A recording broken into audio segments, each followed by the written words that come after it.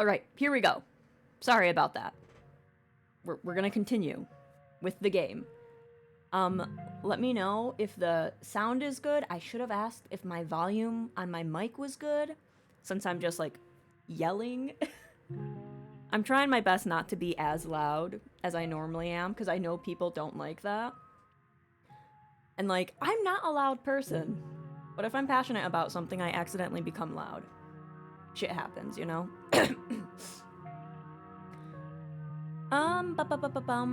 Okay, episode 4. Here we go. Do we want a recap? We're gonna have a recap. Do we want a full recap? Or, you know what? I think there's some new people who haven't seen, what we did in Scarlet Hollow from episode 1, since technically we're on episode, 4 today. Hello, Spamwitch. Welcome. So we're gonna do a full recap. And the long-lost cousin, the bad news, the 26 hours of bus rides with countless late-night stops in seedy depots that would have felt unsafe even in the middle of the day. You wouldn't normally find yourself traveling like this, but your cousin bought the tickets. The funeral of Pearl Ann Scarlet, your cousin's mother and your aunt. Seemed like something you shouldn't ignore, even considering your own late mother's rocky relationship with this side of the family. I don't even know if I can do the voices today. I can do Tabitha, I just have to get a bit lower. What do you mean you're connecting my channels? Oh my god, wait, did my streams just die? Did my streams die? Hello?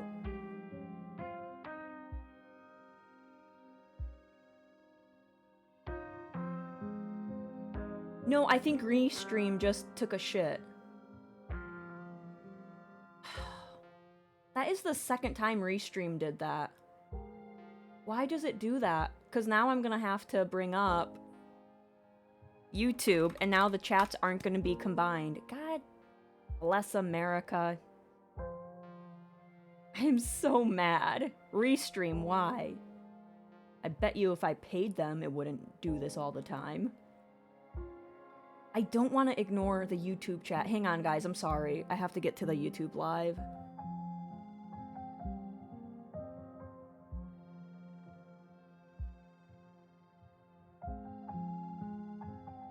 Still here? Okay. Okay, I think... Yeah, I multi-stream. Because I feel like, a lot of people do watch on YouTube and stuff. What are you buying? I'm not... Might have to buy Restream, but at the same time, I don't wanna.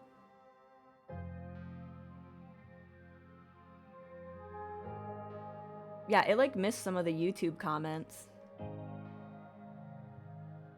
Yeah, some of the comments weren't shown in Restream. Okay.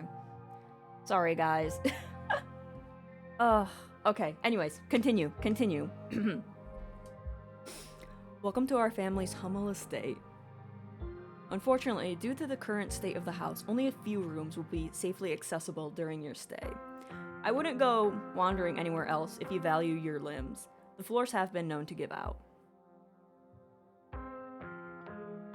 A single deer remains behind, staring down the beam of Stella's flashlight while Gretchen whines and pulls at her harness. Pain, rot, decay. I also have the ability to talk to animals. So if you see some animals talking, that's why. That's one of my perks. I'm super strong and I can talk to animals. Come on, you, whatever your name is, grab the flashlight and help me line up a good shot. As the creature in the tree line grow louder and more numerous, Gretchen violently strains against her harness. And then because of my powerful build, like, you can do certain things with your builds.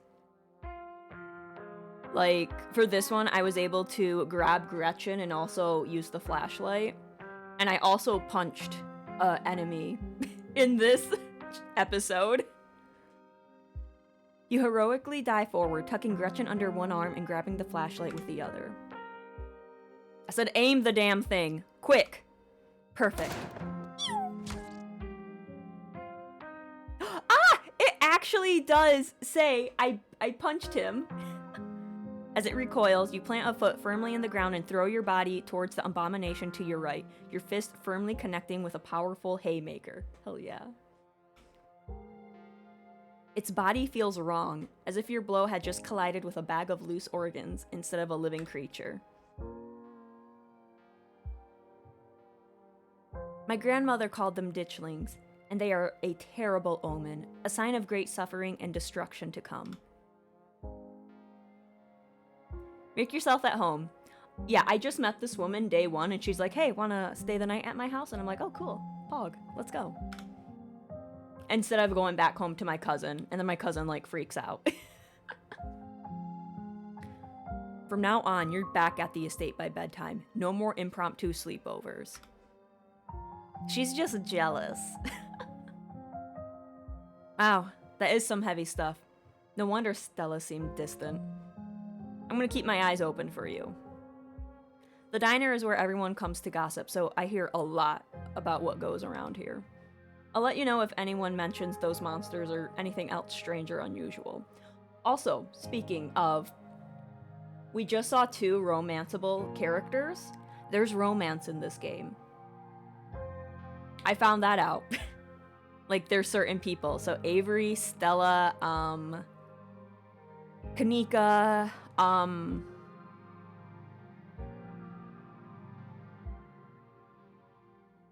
Reese, that was his name, and then the dad. And they said you can romance a monster too, so I think you can romance Sam. Don't quote me on that. But they said monster, and that's the only one who's talking to me right now. Oscar, that was his name. That was the dad's name. You can romance the dad, you dad lovers. Have either of you seen Rosalina around town? I don't want to be a helicopter dad, but she hasn't been answering my texts, and I wanted to make sure she isn't getting into trouble out there. Hi, Dr. Kelly. We were wondering if it would be okay if Reese could come hang out. Nothing strenuous, we promise. Whatever you two have planned is probably beyond what he can manage right now anyways.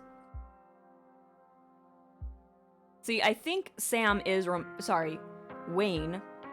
His first name's Sam, but he's written as Wayne. But I'm pretty sure you can romance him, because he is the only monster we've seen, and they said you can romance a monster. I mean, technically, I don't even know if he's a monster, but I'm assuming this is what they refer to as a monster. I don't know. Maybe we'll find a monster in episode 4. I don't know. Stay home. Wait for the week to end. Don't keep putting yourself in the path of danger. This is all I ask. You're interrupted by a sudden movement out of the corner of your eyes. A girl carrying a bundle of snack pops through a hole in the fence and A girl carrying a bundle of snacks pops through a hole in the fence and disappears over the crest of a hill. She didn't. I guess the old Maxwell place doesn't cut it as a secret hangout spot these days. But the Shaw Mine? That place was shut down like 100 years ago, after a collapse that killed over 100 people. My dad is a foreman at the continuous mining facility, and he says that they only abandoned this mine because there wasn't enough coal left. So it's actually really safe, and we can hang out here whenever we want. My dad says our house is haunted. We're gonna come to that when episode 3 recap happens. Kanika is interrupted by a pair of thunderous knocks. Also, for those who are new to this, a lot of this game deals with like folklore and cryptids and all of that stuff. So, just a heads up. Wait a second. Where'd 3 of you run off to? Are you kidding me? There's something in the darkness before you that's much louder, though you don't hear it, but you can feel it in your chest, like the deep growl of a predator. Hey, are you alright, Bean? Stella reaches for your shoulder, but not before the light from your phone illuminates the chamber. Bean, are you alright? Wait, Becca and Alexis are still down there. You can't just leave them there. I know which way they're going. They'll listen to you this time, I promise. Also, You're seeing Tabitha there, but in my run-through, I never told her I was down here. So technically, she is not supposed to be in this recap like this. Your surroundings quake as the mine collapses around you. Tabitha doesn't say a word as the car cuts along the darkened road. You collapse in Tabitha's dusty guest bed, your head empty of thoughts. After your time in the Shaw mine, you barely even notice the dust. When you close your eyes, you see Rosalina's face twisted with pain, staring up at you with tear-streaked cheeks. Trapped by powers beyond her control, terrified of what her now uncertain future would hold.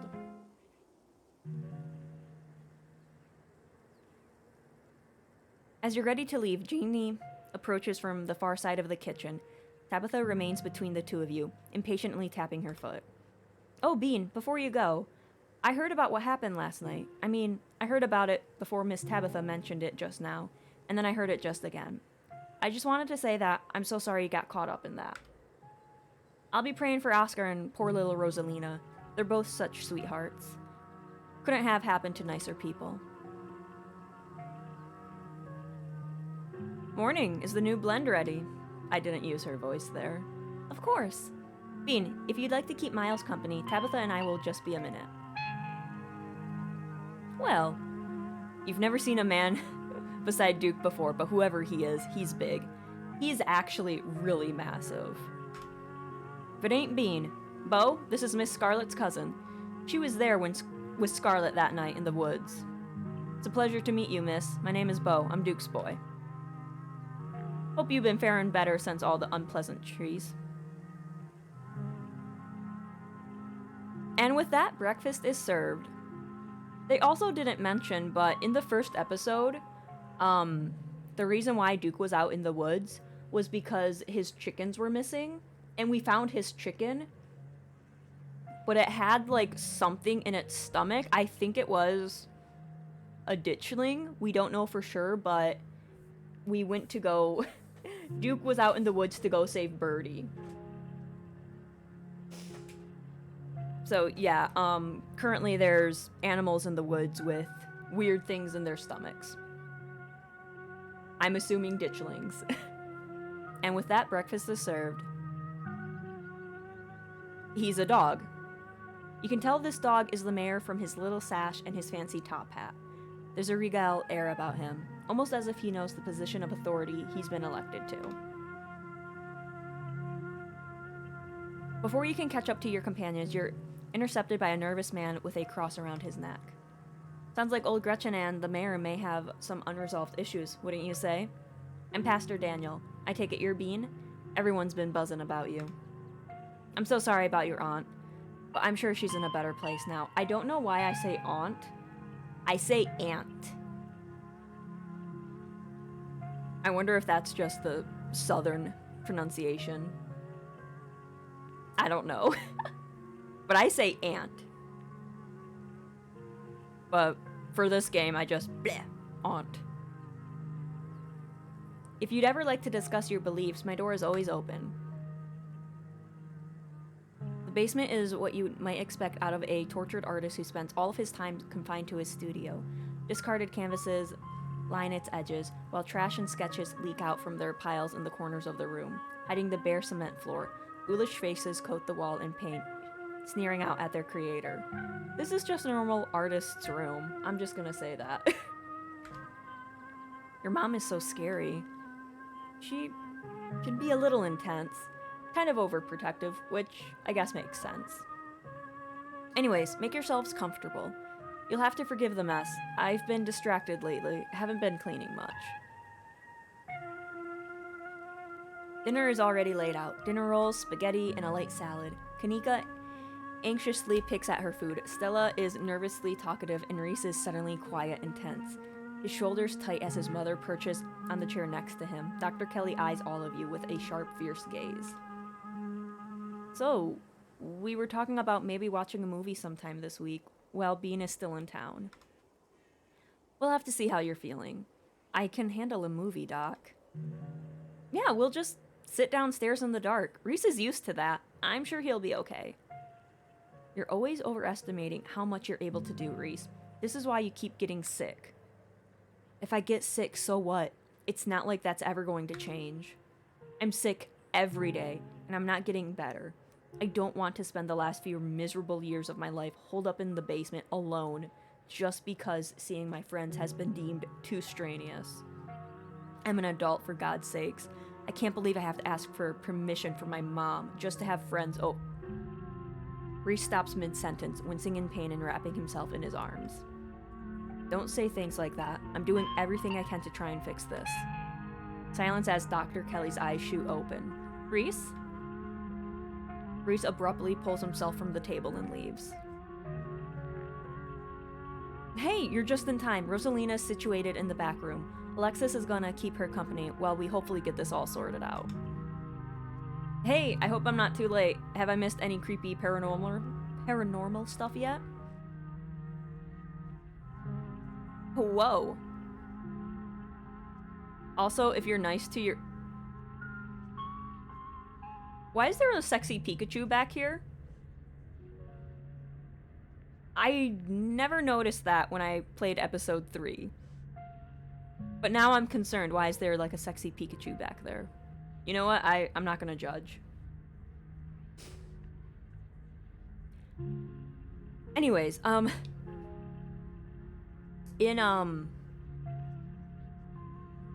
there was a choice to have Tabitha come with you on the ghost hunting adventure, but I did not elect her to come, which I kind of want to do another run through to be the Be Nice to Tabitha run through. Because this run through, I've just been awful. This is where I've seen it. It appears on top of the stain. Stella pulls back the carpet, revealing a hatch, the floor around it stained in reddish brown. I'm going for it. And then this is when everything gets trippy. Movement stirs as a figure cloaked in shadow rises to attention. Who are you? What are you doing on my property? Hello, Phoenix. Welcome, welcome. I hope you are having a great day. Before you have the chance to think, another door creaks open on what you thought was the ceiling. There you are. And here comes Sam Wayne to save my dumbass. This is quite the maze, isn't it? And absolutely crawling with these miserable little parasites. I don't like what he does. Like, the ditchlings are, like, harmless. And he did that. Bottom feeders. I'm doing well. How about yourself? We are just starting episode 4 of Scarlet Hollow. Just have to give me a little bit of time. I talked a lot before a stream. Or not stream, but before the game. The sins of the father are to be laid upon the children. Forfeit your years and I will finally leave. A smell hits you. That now familiar wet, unwell odor. What an annoying pest you are, but you couldn't keep me out for long. It seems we've exhausted its power. Holding all these bodies hostage must have been quite taxing. I punched one ditchling, and that was before I knew they were harmless, okay? I punched one, and then I learned my lesson. Sometimes you just have to do that. Come along, Bean. It's desperate, but it has no power over you. There's no need to bow to the will of such a frayed and broken consciousness. Leave it to fester. You fall towards the entrance, your legs still unsure of the ground beneath you, and the doors fly open. You're outside. It's real this time. A cool autumn breeze blows small piles of dried leaves across the steps of the library. You made the right choice. It would have been so easy to fall for its tricks. I'm proud that you didn't. I also don't like when he's behind me, my model is right in front of him, and it's like, dude, we are probably the same height. I don't like how tiny I look compared to you. Be seeing you. I'm sorry, Bean. I don't think I can talk right now. I'll call you, okay? Been addicted to Divers too. I've seen a lot of people addicted to that game.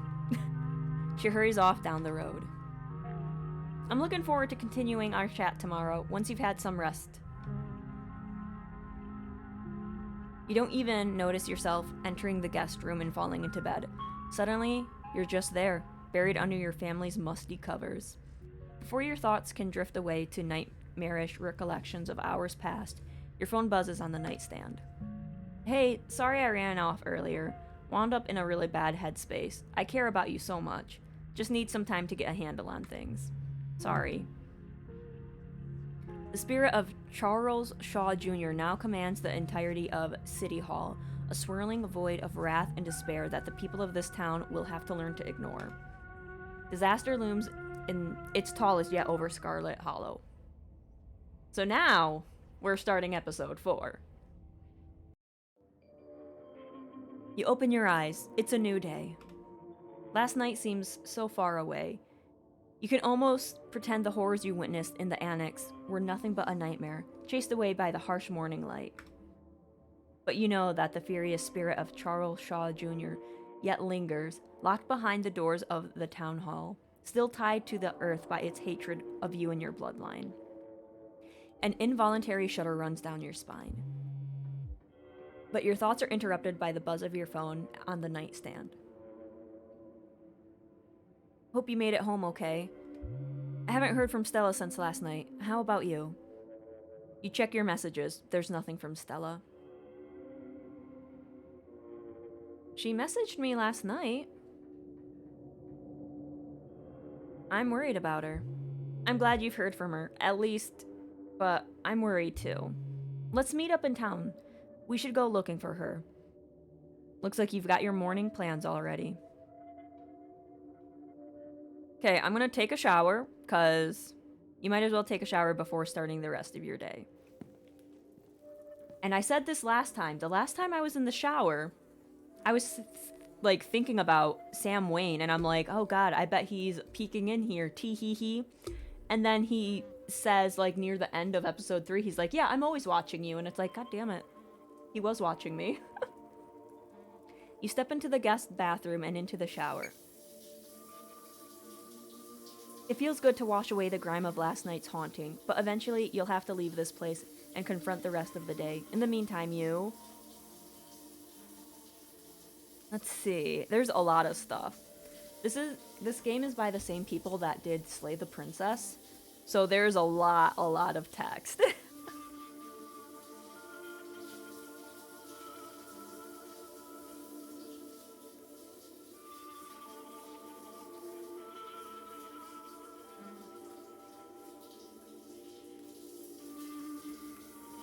Since we are romancing Stella this run through, we'll probably just do this one.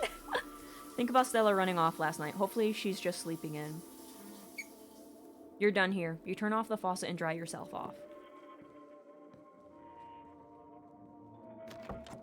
That creepy doll is still here.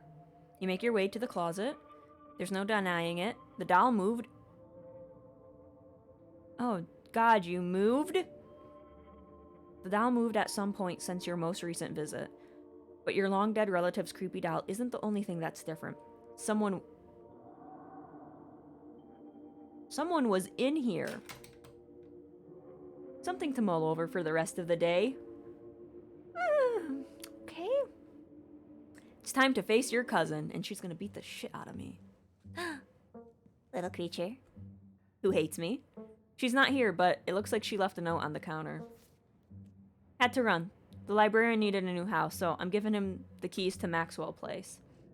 And the miners decided to stage a strike today of all days, so I won't be around. I know there's no point asking you not to do anything reckless, but I'm asking anyways. Be back late. Call if you get into trouble. Yeah, I really just need to be nice to Tabitha in the next run through.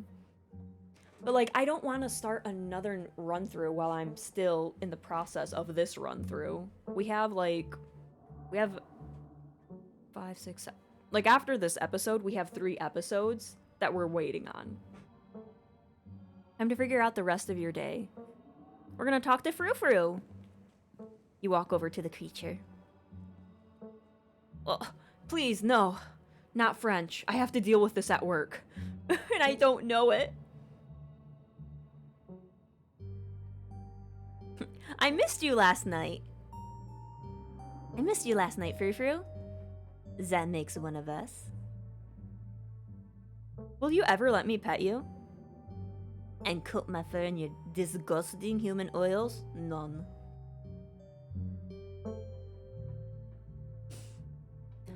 Do you know anything about stone carvings scattered around town, you indoors cat? I'm not here to be your... comment... on? Chez detective? No. I am here to watch you flail about in the darkness. I am not here to provide answers to whatever mysteries confine your feeble American mind. You nod respectfully to Frou-Frou. She scoffs, her tail twitching with annoyance, but you can sense she's less annoyed than she usually is. Maybe she's getting used to you. Bye, Frou-Frou. Good talk. She scoffs as you turn away. We're gonna make a quick jelly sandwich because we're allergic to peanut butter. If Stella's MIA, who knows when you'll be able to get a chance to eat. You make yourself a jelly sandwich in anticipation for the long day ahead of you. And that's it. It's time to head to town. You head to the front door and begin your trek to the town below. Oh yeah, since my cousin's here, I can't drive. The sun shines down through the thin layers of clouds, illuminating the path in a watery gray light. You can't help but feel countless eyes watching you from the tree line, a feeling that reminds you of your time in the woods with Stella. The chilling shouldn't be out in the middle of the day, though. They're getting bolder.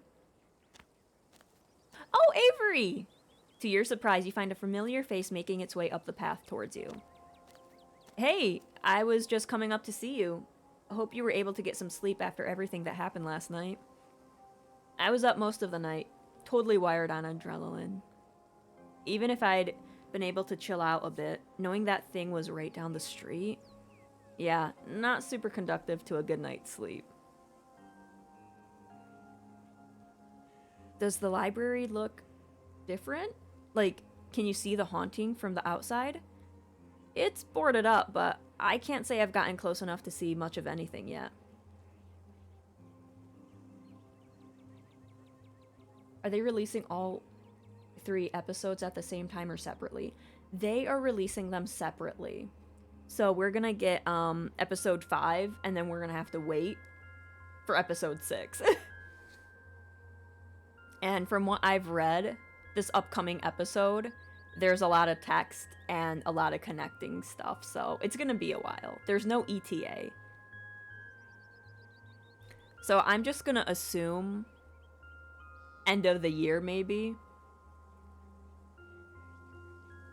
Because they're also doing Slay the Princess as well, so I'm gonna say end of the year, maybe.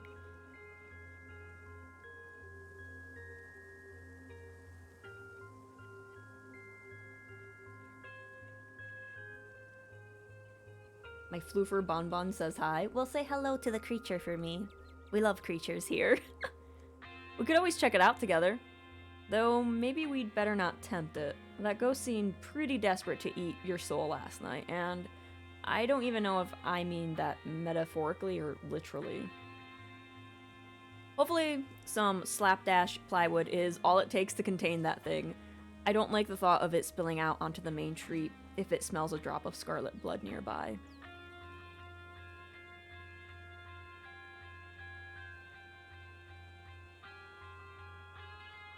Let's see.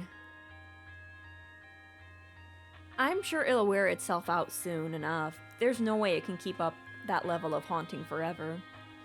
I don't know much about ghost physics or real physics, but I'm pretty sure there's some rule that everything runs out of energy eventually. So yeah, that sounds like it should happen to a ghost, right? Why would they get to be an exception? Now, whether that takes days or months or until the end of the universe, I have no idea. But I imagine not giving it years of your life must have had some kind of impact. My throat is killing me, I'm sorry. It's not killing me, my voice just cracked.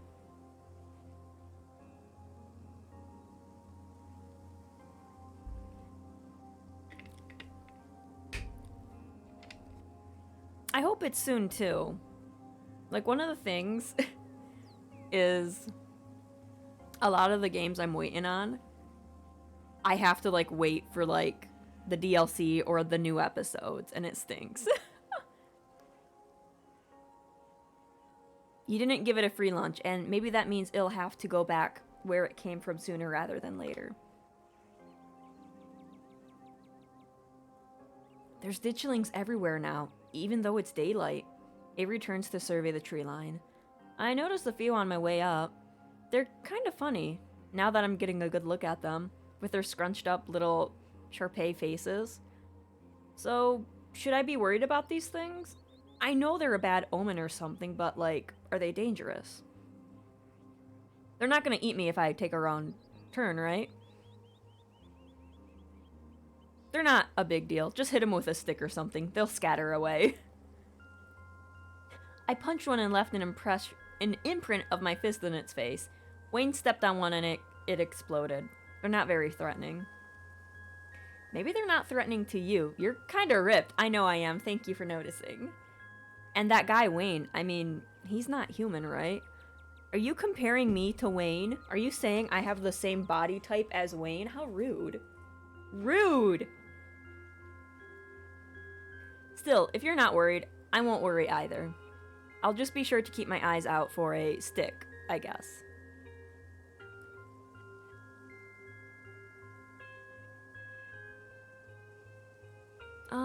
Have you heard anything from Stella?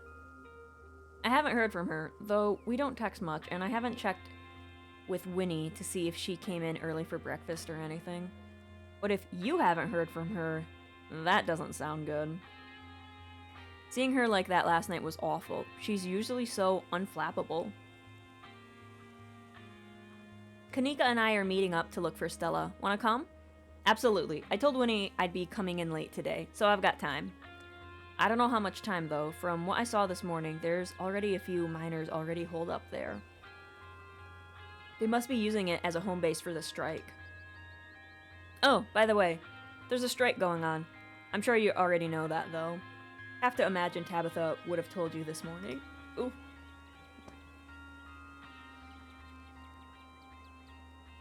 Alright, let's head to town. Yeah, good idea. You and Avery start back down the path to town. It isn't long until you once again find yourself on the main street of Scarlet Hollow. Bean, you made it! And you picked up Avery along the way. Hope you're both doing okay, like, emotionally. Yeah, I'm not too bad. It's crazy that, like, Stella and Kanika get, like, new outfits for every episode. And Oscar got a new outfit, too, and Rosalina, but, like, some characters don't get new outfits.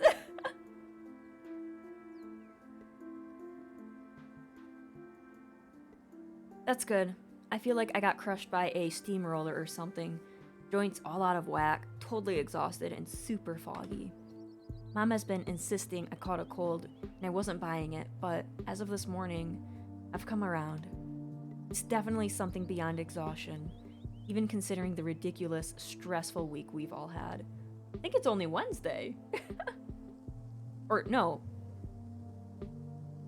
I think it's Wednesday in this game. Because I think it goes until Sunday. Because there's 7 episodes, and you're in town for a week. But I'm not gonna let that stop me from looking for Stella.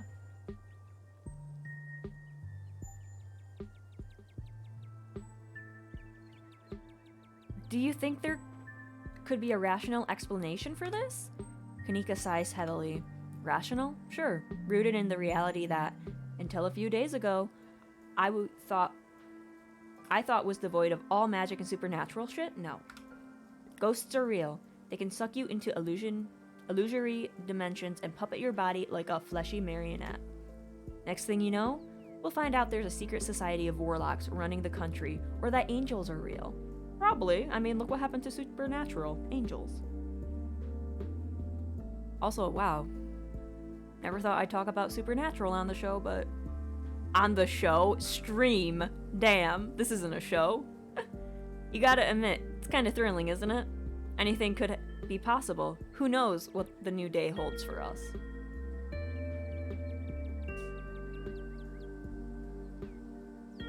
It's really hard for me to watch new things because I have to focus so I can like get all the information, so I just don't watch new things because it's hard. I try to, but it's hard. It would be a little more thrilling if it weren't terrifying. All the magical stuff we've found so far just wants to hurt us. Yeah, Supernatural... I think Supernatural, started when I was like in middle school, and then I think it like ended during COVID. So it's been on for a while. It went on for too long, I will say that. The first few seasons were good, and then they just really wanted to milk the series. We need a magical being that's on our side. I can talk to animals. I am magical. Where are the magical girls when you need them? Oh, hell yeah, Kanika. I knew you were gonna bring that up. You have the Sailor Moon shirt. You have the Madoka sticker. Like, I know you're a magical girl lover.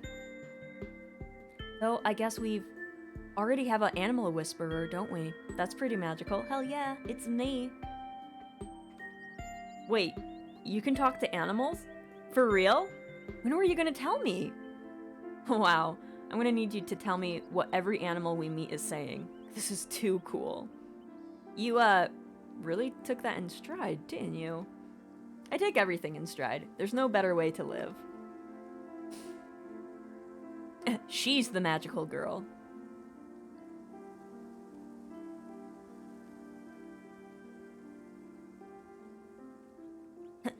Aliens. We're not aliens. Speaking of magic, I'm supposed to see your mom at some point today. Maybe she'll finally shed some light on some things. I'm not sure what she's planning to tell you today that she couldn't have told us all last night. Maybe she's gonna read your fortune. After last night, I wouldn't doubt that she actually could. Your mom's always been a bit of a Your mom's always had a bit of that Glenda vibe going for her. Yeah, maybe I should stop making fun of her whole new age mystic thing. A lot's happened in the past couple of days. Ugh. I need to take a page out of Stella's book and just block this shit out. I need to focus. I can't keep having all of these existential crises. There'll be plenty of time for tea after we found Stella.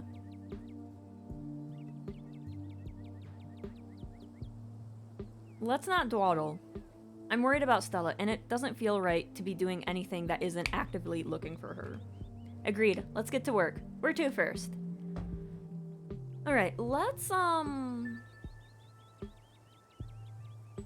go to Stella's house. That's like the first place you look for someone, yeah? Also, Twitch is saying my stream is stable now. Thank you, Twitch.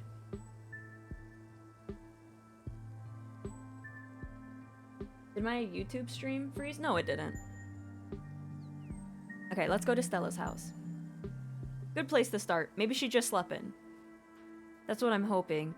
I would have gone already, but I was kind of nervous about doing anything by myself today. Just in case I ran into yet another horror from beyond the veil or whatever. Also, I'm blocking Kanika's outfit, but she's like in a really cute outfit today. Everyone's outfit in this game is super cute. Like, everyone's dressed cutely. Like, what the hell? You make your way towards Stella's house. Kanika knocks anxiously on the door. It creaks open.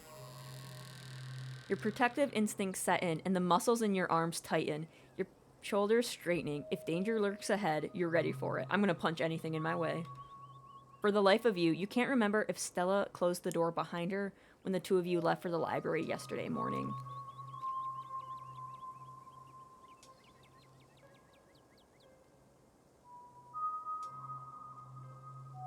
We had breakfast together yesterday morning and left together, but I can't remember if we closed the door. She must have, right? It's okay. Don't worry about trying to remember. Hopefully we'll be able to clear up who left the door open when we walk in and see Stella alive and well. and just not answering her phone for some reason. Could be she came home last night and forgot to close it all the way. Happens to the best of us. I make sure my door is shut and locked. But then again, this is a small town and small towns are very different. Or maybe she couldn't close it because something happened to her before she had the chance. I need to stop working myself up over nothing. It's just a door. It doesn't mean anything. Might as well invite ourselves in, right? Yeah, we should go in. Cool. I'll be brave and go first. Maybe we should have the muscles go in first? Avery casually steps over the threshold into Stella's house. The living room is almost exactly as you saw it the other day. Okay, I'm kind of worried now because Gretchen isn't here. The living room is almost exactly as you saw it the other day. Whatever happened to Stella, it doesn't look like it happened here. It doesn't look like there was a struggle or anything, unless it happened in another room or maybe someone or something caught her off guard. You didn't have to add that last part. I'm going to forget you said that and just be thankful that it doesn't look like a crime scene. Let's see. Let's look in the kitchen.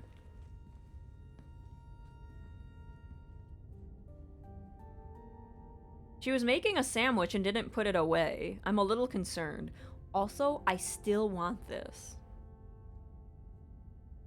Also, that door's open. Oh, that's open too. I don't like that. That's open too. I don't like that. I don't like when doors are open and it's like, close. No, stay shut. Stella's kitchen is messier than she left it yesterday. A couple cabinets are hanging open and a loaf of bread sits on the counter by a used butter knife. Okay, someone's gonna have to take care of that knife. I am allergic to butter.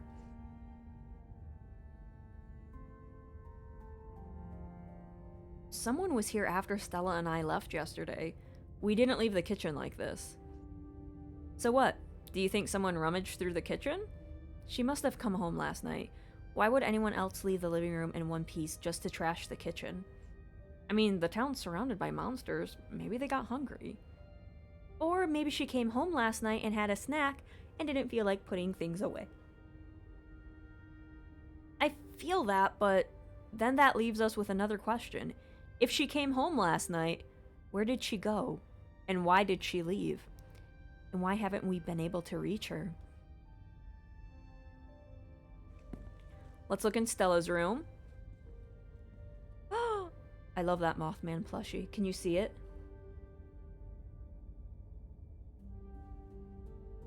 What's up with the... Okay, you know what? I was gonna say, why does she have pinups? And then I'm like, wait a minute. It makes sense she has pinups. A little Stella plush? Or like a pug, I should say.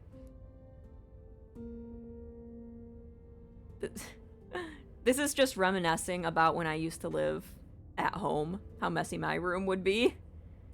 But once you get your own place, you can like spread stuff out. So your room isn't as messy. It's just your whole house is a little bit messy. Ophelia! I know that painting. Anyways, maybe that's just a gay person thing. You just look at it and it's like, oh, yes, I know it. Anyways, you make your way down the hall to what you assume it would be Stella's room. She's not there. Though it's a little untidy. It's the usual sort of untidiness that accumulates when someone doesn't often have guests in their bedrooms. There aren't any signs of violence. You go to check Stella's computer. I'm not sure we should be snooping on her computer. Isn't that invasion of privacy? We already broke into her house, right? For all we know, there could be some sort of clue on there, like a note detailing exactly where she went. We didn't break into her house. The door was left wide open. Okay, technically it's still called breaking and entering. We just didn't break anything. Well, maybe the computer was left open too. Exactly. If there isn't a password, maybe we're supposed to take a peek. Maybe we'll find the first note in an elaborate scavenger hunt she set up overnight. Sure, snoop away, but I'm not going to take any part in this. I'll just be over here, standing in the corner of the room, not looking over your shoulder. Let me know if you find anything. Oh, she's a millennial. Oh my god, hang on. My girl's a millennial. Hang on. Where am I? Gotta move. My girl's a millennial. Look. The S's. She's a millennial.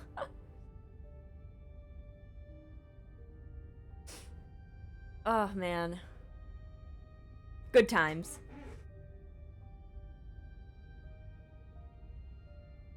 Nice try, Mr. FBI.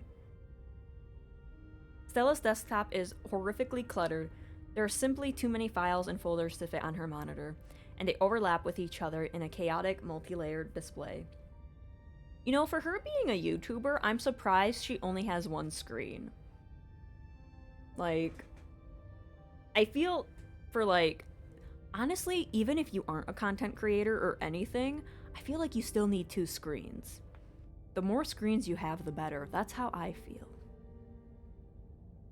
But also, I just like having a lot of screens, so then I can like have everything open at once and I can look at it all.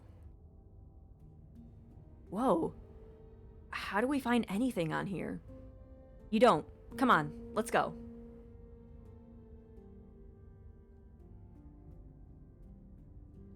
I know a lot of places have their monitors on sale. So I would definitely just keep an eye out for sales. Like, never pay full price for anything if you can. Always get it on sales and coupons and all that stuff. Let's see. We're gonna check her open tabs. It would take you all day to count the number of open tabs in Stella's browser. Oh my god. Are those her tabs? God. You know what? That's fine. I don't know if that's normal. But you know what? Maybe it is. Maybe it is. Maybe I'm the weird one who only has, like, the most tabs I'll have open on my browser is 4. That is the most I can do. So numerous are her tabs that you can't see a single icon. A sea of rounded featureless triangles from Windows edge to edge. Her most recently open tab is a post on Uncle Carl's Bigfoot Farm, a forum for cryptozoology enthusiasts. The post in question is titled "Something Big is Happening in Scarlet Hollow." Hey everyone, was out chasing a skunk ape sighting the other day and I found these weird little guys. My friend's mom says they're something called ditchlings, but I've never heard of them before. Anyone have any good leads? Bride of Bigfoot. Oh. Camera isn't shaky enough. This is totally staged. Moth Stan. Clean footage and some sort of cryptid nobody has heard of except for your friend's mom. The only thing I'm seeing when I Google ditchlings is some city in England. Thought you were legit. Lucky stars. Guys, since when did high quality footage count as anything other than actual evidence? Those things are terrifying.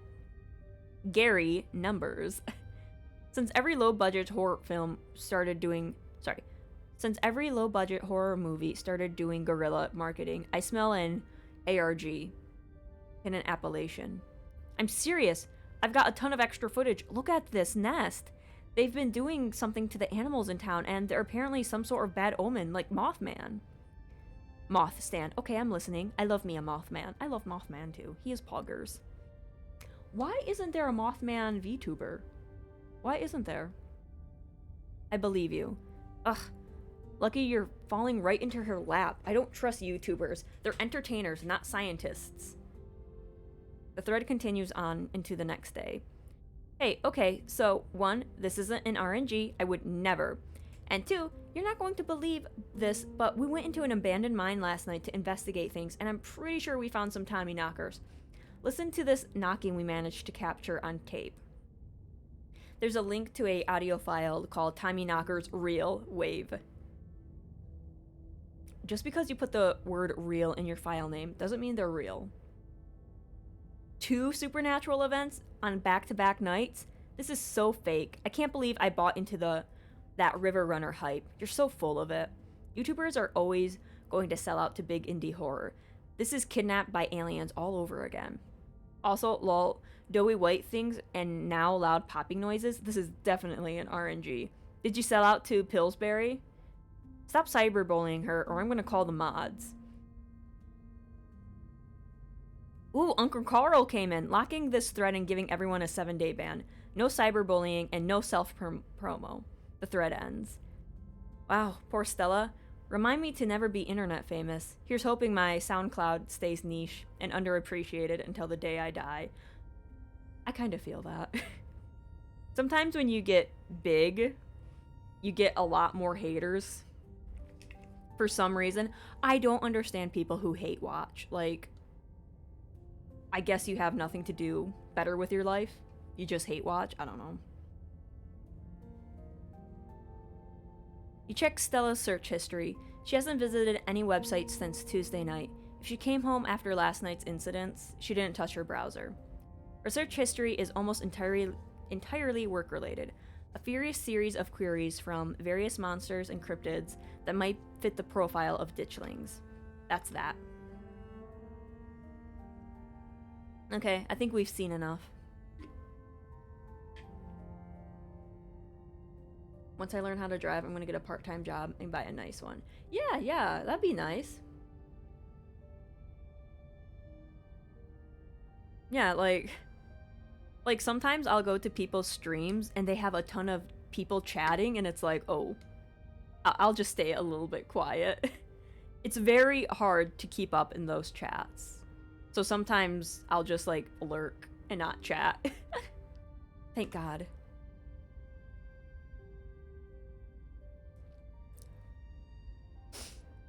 I love seeing someone's room before they had a chance to clean it up for company. It's a neat little snapshot, you know? Speak for yourself. If the roles were reversed and I was missing and you and Stella were poking around in my room unannounced, I'd be completely mortified. Spoken like someone with a whole lot of secrets. My room is immaculate. A guest could drop by unannounced at 2 a.m. and I wouldn't sweat a thing. Nope. I would be like, you need to give me a few hours to clean up. Congratulations on having your shit together. Thank you. I come by it, honestly. I will say that this is what her room's been like for pretty much the entire time I've known her. The only thing that's changed is the computer getting a lot fancier. It could use a few more houseplants. I'll put together some trimmings after we found her. See, I want a friend who gives me trimmings. I have no friends who gives me trimmings. Like, what is this? Aw, she still does that little corkboard with string things. She loves putting the strings on there. I don't think they actually mean anything, but they're more for decoration. Hello, boss. Welcome, welcome. Okay, I don't think we're gonna find much else here. Let's move on. Okay, so she probably came home last night, but she's not here now, and we don't have any idea where she might have gone. I thought I was overreacting this morning. I hope she would just be sleeping in. I can't believe she's actually missing. We'll find her. Where to next?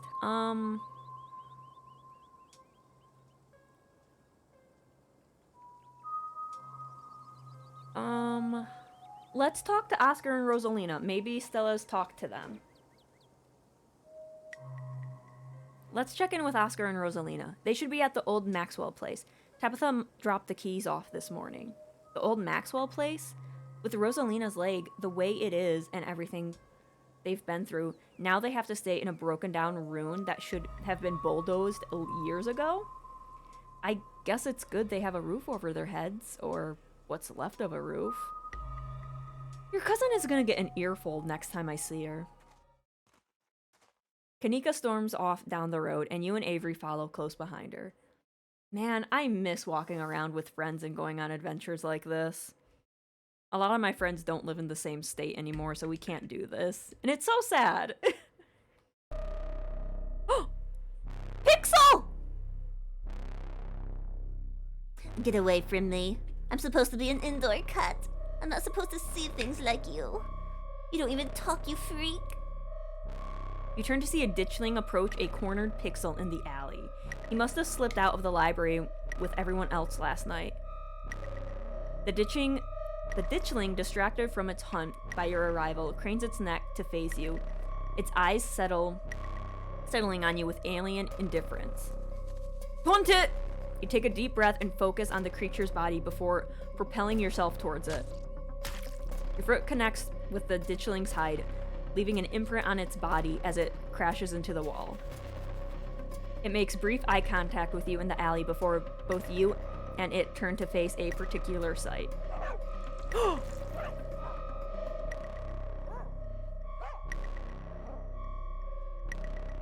A small pack of dogs pounce on the creature, pulling it from the wall and then taking turns biting and tearing at it until it's ripped to shreds. I wonder if this is the dog that Gretchen was talking about that said this dog would be a better mayor because he would take charge. Their task complete, they saunter towards you. What the? Isn't that Daisy? And Scraps. And what looks like every other dog in town, all in some kind of dog gang. I lived! Pixel! You got out of the library. Oh, you poor cat, come here. Oh my god, we get an up close of Pixel! Pixel cautiously walks towards your group before clambering into your arms. He has a comfortable heft to him. I guess he likes you more than me. Well, I can talk to Pixel. We're friends. We found him last night, terrified and shaking in a bush outside the library. Oh, it's a little basset hound. My grandpa used to have one. Psst, I wasn't that scared. I've just been helping out. Little Pixel here's been volunteering as a scout. Don't worry, we were always around the corner. Those creatures only like to strike out when they have numbers, but they've hardly been very bright. We made sure the little guy was taken care of till the humans were awake. Do y'all know where he's supposed to be? So yeah, Scraps is the one that Gretchen said would be taking care of things, unlike Jimmy.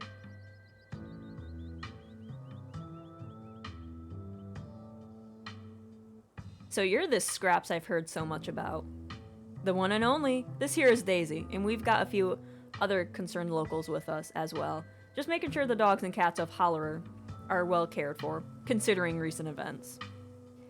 There are more of those things in the woods every night, popping out of innocent bodies of what used to be dogs like us. He's done a fine service, but you best make sure to keep Pixel inside from here on out. I've got a feeling things are gonna get worse from here on out. I like to see you try. I was an indoor cat, but now that I got a taste of the outdoors, I will never be satisfied by the indoor life. But maybe I can wait until the monsters are gone. We'll make sure he gets back to his family. We appreciate it, human. Word's been going around town that there was one among you who could properly understand us. It'll be good to have you on our side during these strange times. Odd things are going on here. It's important for all of us living here to watch out for each other. Have any of you seen or smelled Gretchen? Is she missing? Oh dear. Scraps, you don't think... Gretchen's person would never let that happen to her. Wherever she is, I'm sure she's safe from those things. A dog like her doesn't get to be that age without a watchful human at her side.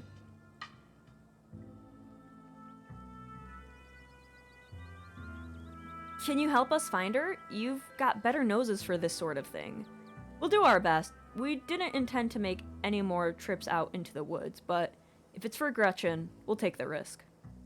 She's a well-liked dog in these parts. Been around longer than any of us. It'd be a blow to the community for her to fall victim to those monstrosities.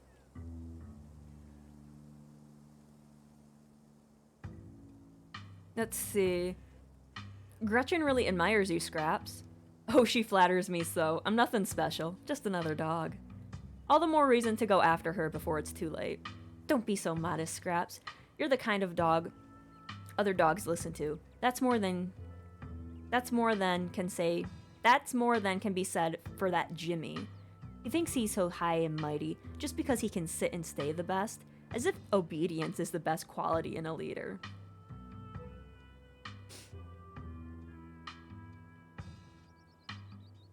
Let's see. We best be on our way. Same for us. For the first time that we know of, those things are out there during the day, which means the pets of Scarlet Hollow need us more than ever. Make sure the humans keep an extra careful eye on their furry companions.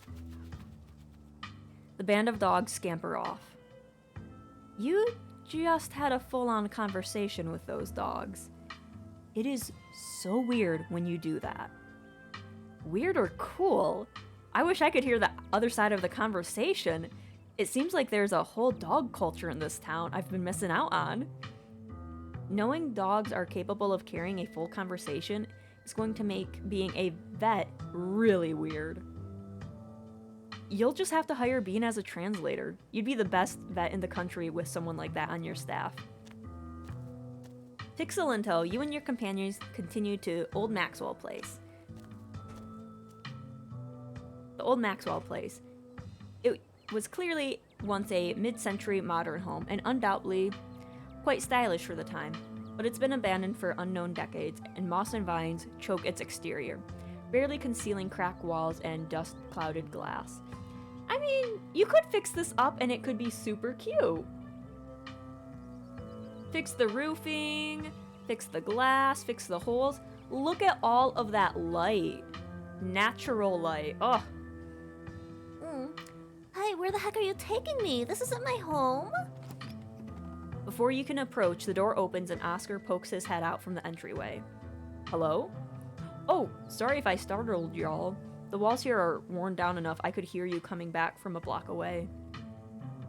Good morning, Oscar. Just thought we'd stop by to check in. Thank goodness you found Pixel. Rosalina's been beside herself.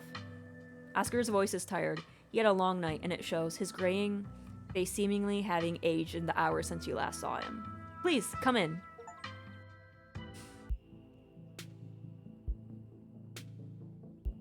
You're doing really great, Rosalina. Not a lot of kids your age can take shots that well. You're being very brave. You don't have to talk to me like I'm 5, but you are brave. You really are, Rosalina. You're like so badass. Alexis is right. This is more than most people have to deal with their whole lives, and here you are taking it like a champ. A Pixel! Before Dr. Kelly can continue, Pixel jumps from your arms and bounds across the room and leaps onto Rosalina's chest. Look at him with his little face. Pixel, I've been so worried about you. I told you he'd turn up. Dr. Kelly almost gentle bedside manner vanishes as she turns and glares at you. Why are you so mean to me? I returned the creature. I see we have visitors. How you doing, Rosalina?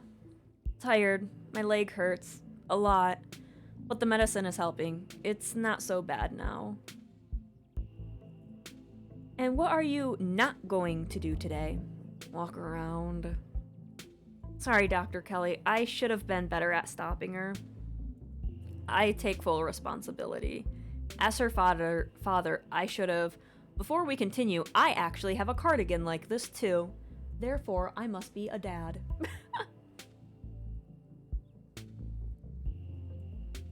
And I also wear black tank top with my cardigans. Like, wow. Oscar is me. He is me, for real. We dress the same. No need for anyone to step in and take blame for anything. It's the hospital's fault for sending her home at all. It's gross negligence, if you ask me. But give it time, then you can do all the running around you want. Alright, Rosalina? You just have to make sure you give that leg of yours a chance to heal up first. You don't want to pop any stitches. Yeah, no. Those are the worst.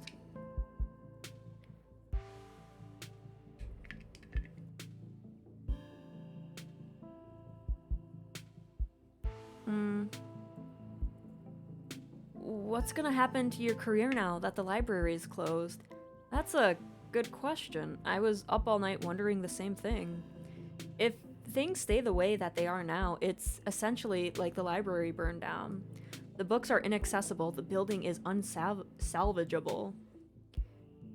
In that scenario, the whole county would have to put up the money to build a new archive, or we'd have to move someplace where I can work in an existing library. And Scarlet Hollow would lose a valuable public service. See, now I feel bad. I should have given my life, like a few years of my life, and then this wouldn't have happened. I feel bad. Oscar. Move? So you and Rosalina would leave? But we're not doing that, right, Dad? We're staying here. Is there any way you can just, start over and rebuild the collection? I'm sure folks around town would be willing to pitch in. It would be a lot of work, but it's a possibility. Still, maybe it won't even have to come to that. Yeah, maybe at the end of the week, all of the creepy happenings in Scarlet Hollow will, disappear, and then they can, go back to their home.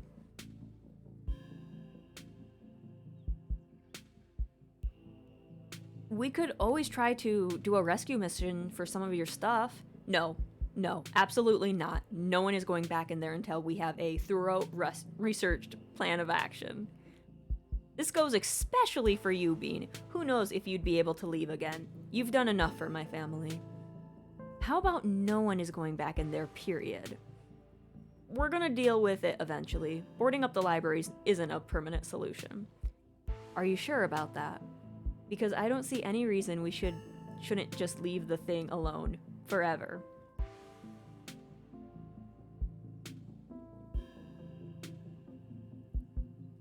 Sorry again about the library. There's no need to apologize. It's a building. You're a person. You matter more than a pile of stones. I do kinda wish we could go back for our stuff. Thanks for letting me borrow some of your clothes, Alexis. You can borrow as much as you need. I have plenty of shirts, and you can do laundry at our house too. Of course, there are some family heirlooms that I'd rather not lose. Portraits of my parents, my father's mining jacket. I don't like the thought of their last living memories being forgotten in there. And the fact that it stole the library from me too, that one really stings. But what are you gonna do?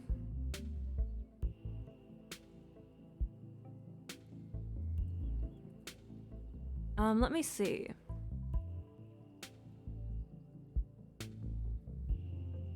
I'm gonna just tell Dr. Kelly, why not? We found something in Oscar's house last night. A stone carving that gave me a vision about what had happened there. There was one in the mines the other night too. Both of them had a sort of pull on me. Whatever they are, there's something like them in your clinic. I felt it last night.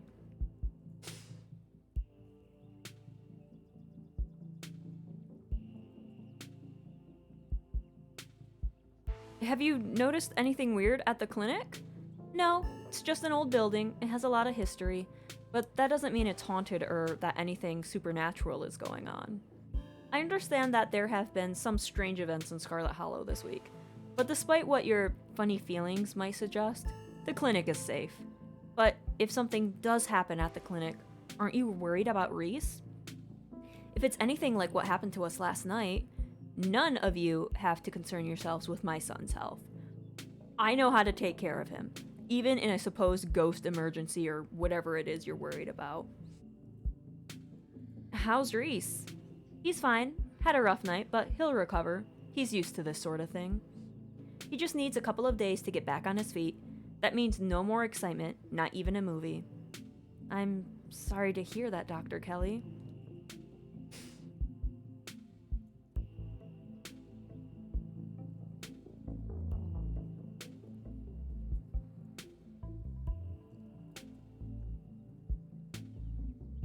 I can flirt with the mom? Okay, but what if I wanted to hang out with you? I don't think Kelly is a romance option. Maybe she is. Maybe she's a hidden one or something. Reese, I am going to become your other mother.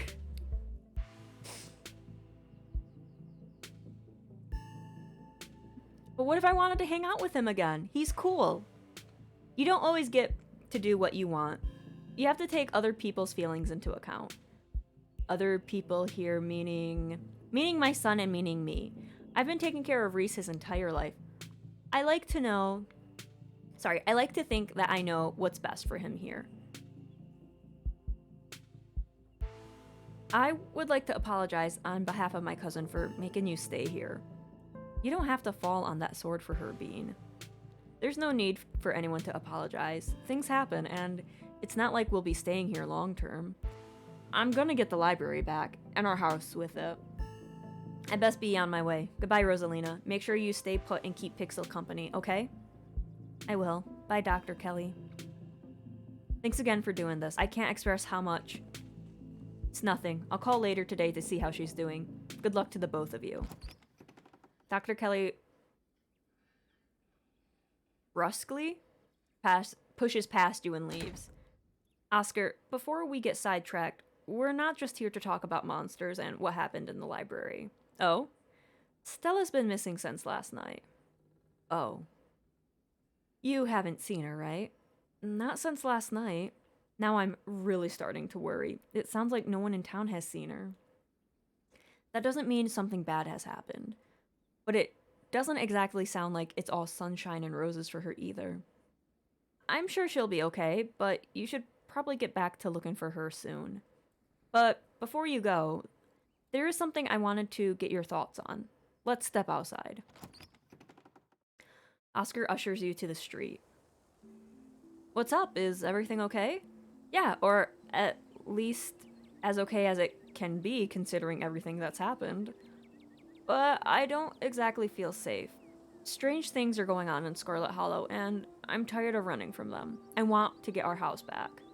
You've all been looking into the town's history, correct? I overheard your discussion in the library other day. Have you been able to find anything that might explain what's going on? I don't think we have much to go on. I can't help but feel like there must have been some kind of inciting event. Everything started getting weird seemingly overnight, but I have no clue where to even start, really. Avery stares at you. I mean, it's obvious, right? Things only started happening once Bean got here. Kanika shoots Avery a glare. No, we are not throwing Bean under the bus. What? There's nothing wrong with being a magical catalyst. Sure, there's probably nothing wrong with someone being a magical catalyst, but there's definitely something wrong with saying someone's a magical catalyst. If people get the wrong idea, we're only a couple of steps away from the whole town deciding to shawl her. Nobody's going to drag Bean into a witch hunt on my watch.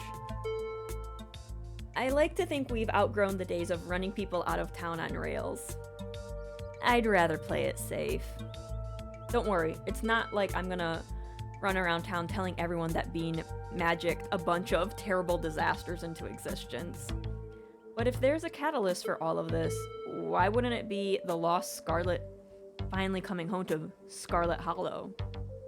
If I may, Bean getting into town isn't the only major event that's happened lately. Pearl Ann died over a week ago, and those creatures in the woods were already reproducing by the time she arrived. Not to mention, I started seeing things in our house before Pearl Ann passed, I think. I never thought to make a note of exactly when the spirit made itself known. Whatever the cause of this, there must be some way to put this genie back in its bottle. I'm gonna do my best to find out if there have ever been any similar events and whether there's something special about Scarlet Hollow that might explain what's going on. The town archives are, unfortunately, in the library. Rosalina has been pestering me to make some sort of digital backup for months, but I never got around to it, so online resources it is. Pearl Ann is Tabitha's mother, my aunt. We'll fill you in on what little we know, so you have at least some place to start.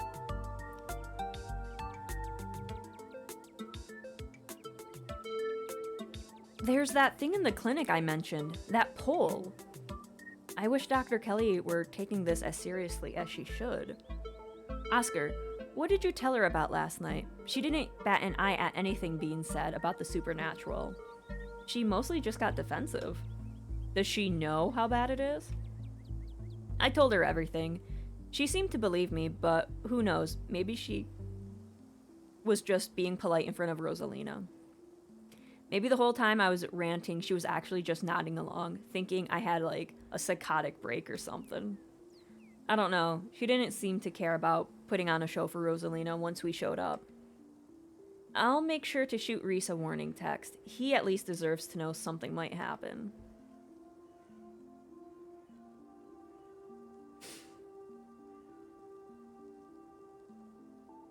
It's a shame she preemptively shut down our movie night. It would have been the perfect cover. After last night, I don't think there is a perfect cover. There's no way she's letting us anywhere near her house. She's the only doctor in town. She can't just ban people from the clinic, right? I don't think so, but hopefully nobody gets sick or hurt enough to justify a visit over the next couple of days. If we're going to investigate the clinic, I think we're gonna have to break in. Whoa, that is unexpected coming from you. It's what Stella would do, and she's been 3 for 3 this week when it comes to finding spooky stuff. She's also been 3 for 3 when it comes to finding her way to mortal peril. This is why we have to find her as soon as possible. It shouldn't fall on me to suggest we do something dangerous. I'm terrible at selling it. It's not that I don't think we should figure out what's going on in there. We just need to be cautious about what we do next. We don't want anyone to get attacked or possessed by any more ghosts, even if it is to help a friend. I don't know if we have the time to play it safe. Just give me a day or two to do some research before you do anything rash, okay?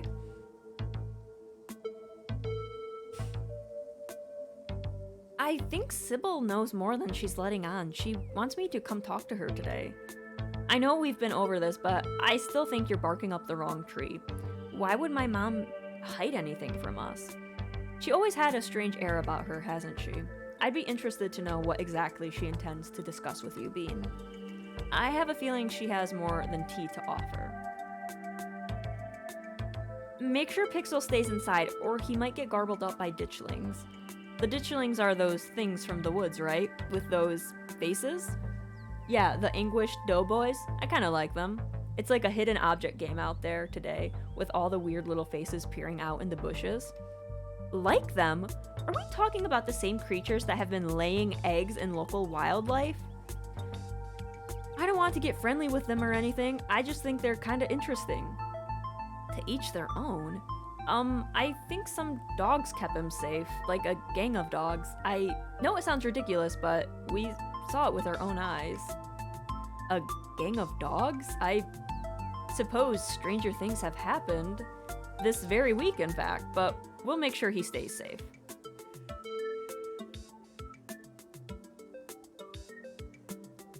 Whatever we're doing next, I feel like we're missing a vital team member. We need to find Stella and fast. Hello, Other Bean. Welcome, welcome. I agree. We need her brazen energy if we're going to do anything serious. If we're going to do any serious sleuthing. See you around, Oscar.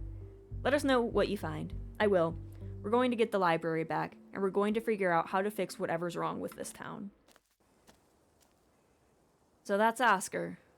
Any other ideas? Let's check the church? We should check out the church. The church? Why? I see what you're thinking. Stella was confronted with evidence of the afterlife, so she might be trying to get into all the religious stuff. It's worth checking out. I think we'd be barking up the wrong tree, but I guess you're right. There's no point in not being thorough. I wouldn't mind stocking up on some holy water while we're there, too. Seems like a good idea to cover all our bases at this point. I don't think Baptists do the holy water thing, but I'm sure Pastor Daniel would pretend to bless some water if it meant keeping us a little longer. That's good enough for me. Let's not linger, though. I don't want him thinking we're possible converts. Kanika leads the way, taking you up the gradual slope towards the church. You know, I've lived here for a few years now, and I've actually never been to the church. That's probably for a good reason. Where is that weirdo? My, 4 visitors at once? On a 4?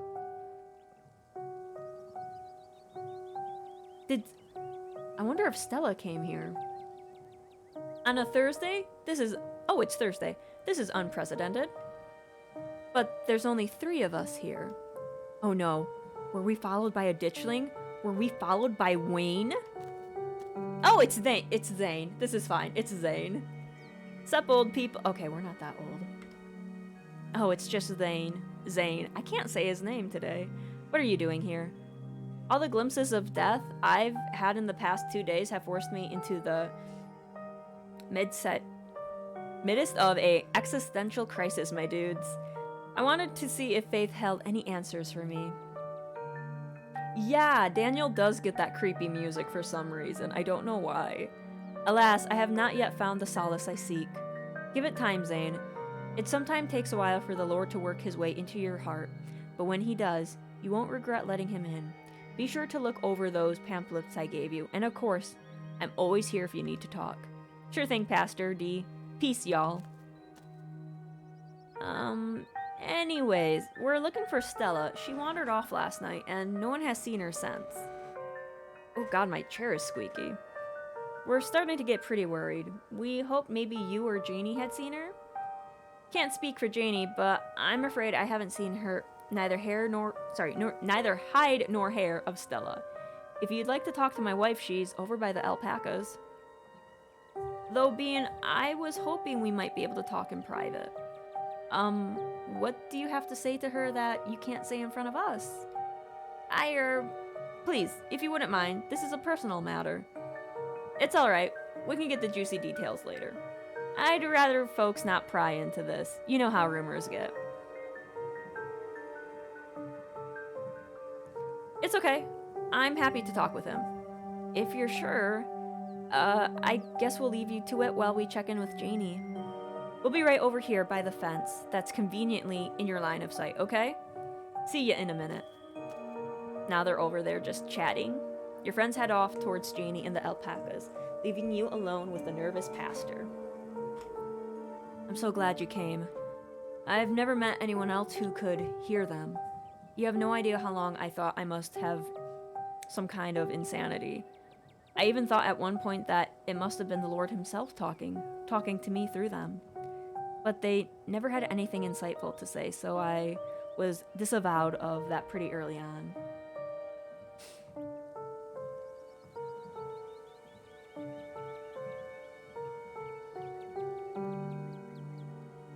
Have you met Frou-Frou, Gretchen, Pixel? Of course I have. But I learned early on in life not to let on that I have this gift, at least while other humans are around.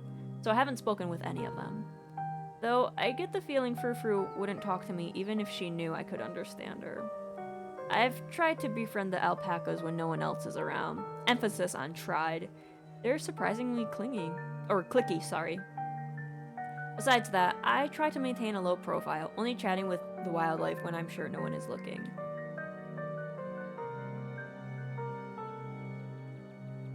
Is your gift why you got into the church?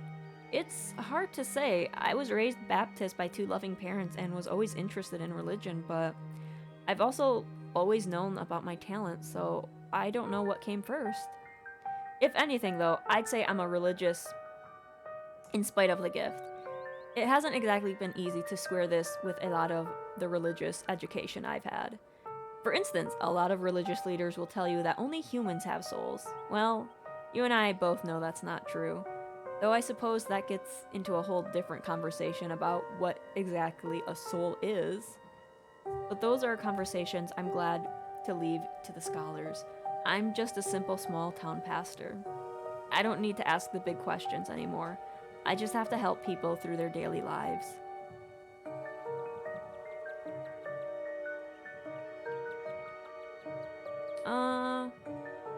I can't express how much of a relief it is to finally meet someone else like me. Likewise, though it may be more than just the 2 of us now.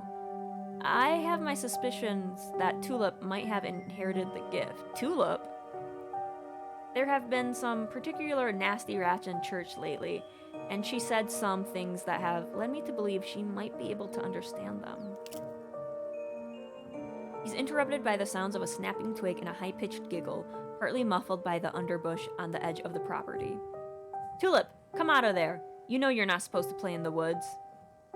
Tulip glances back into the woods, quiet as she hesitates. Tulip, are you going to be good, or do we need to go skip story time tonight? I'll be good. You don't have to skip story time. I won't go into the woods. I promise. I know you won't, Tulip, because you know it's too dangerous for little girls in there. Why don't you help Mama with the alpacas? It's just about time they got fed. You can give them hay. Okay, so Tulip is his kid. Okay, that was solved really easily. Hello, Daniel. Welcome, welcome. Tulip smiles broadly, seemingly excited by the prospect, and hurries off. I don't see any ditchlings.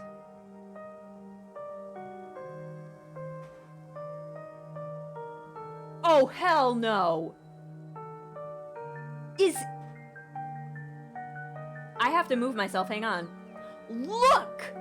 I'm using my horn to point at him. Look! Has Wayne always been in the background like that?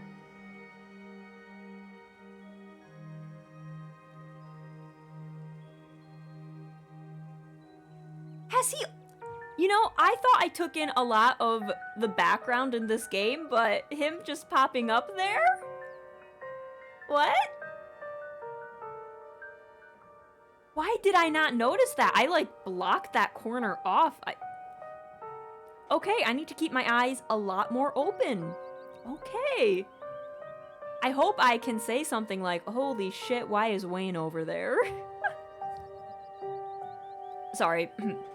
Sorry, I had to have a firm parenting moment just then. She's been trying to run off into those woods a lot lately, and it's really dangerous, even for adults.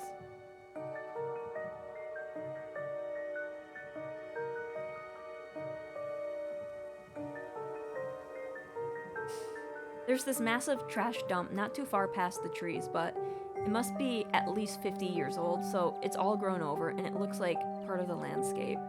But if you accidentally walk on it, you might find yourself falling into a hip-deep mount of rusty cans and broken glass. Oh, Tetanus Lake! Stella told me about it. Tetanus Lake? That's a accurate name. I wonder if Tulip would stay away if I started calling it that, or if it would only make it sound more alluring. How big a trash dump are we talking? Would a weekend of hard work clear it out? Maybe if you had construction equipment and a team of professionals. It is a big area, and I have no idea how deep it is. In the meantime, I'm just making sure Tulip knows not to go near it.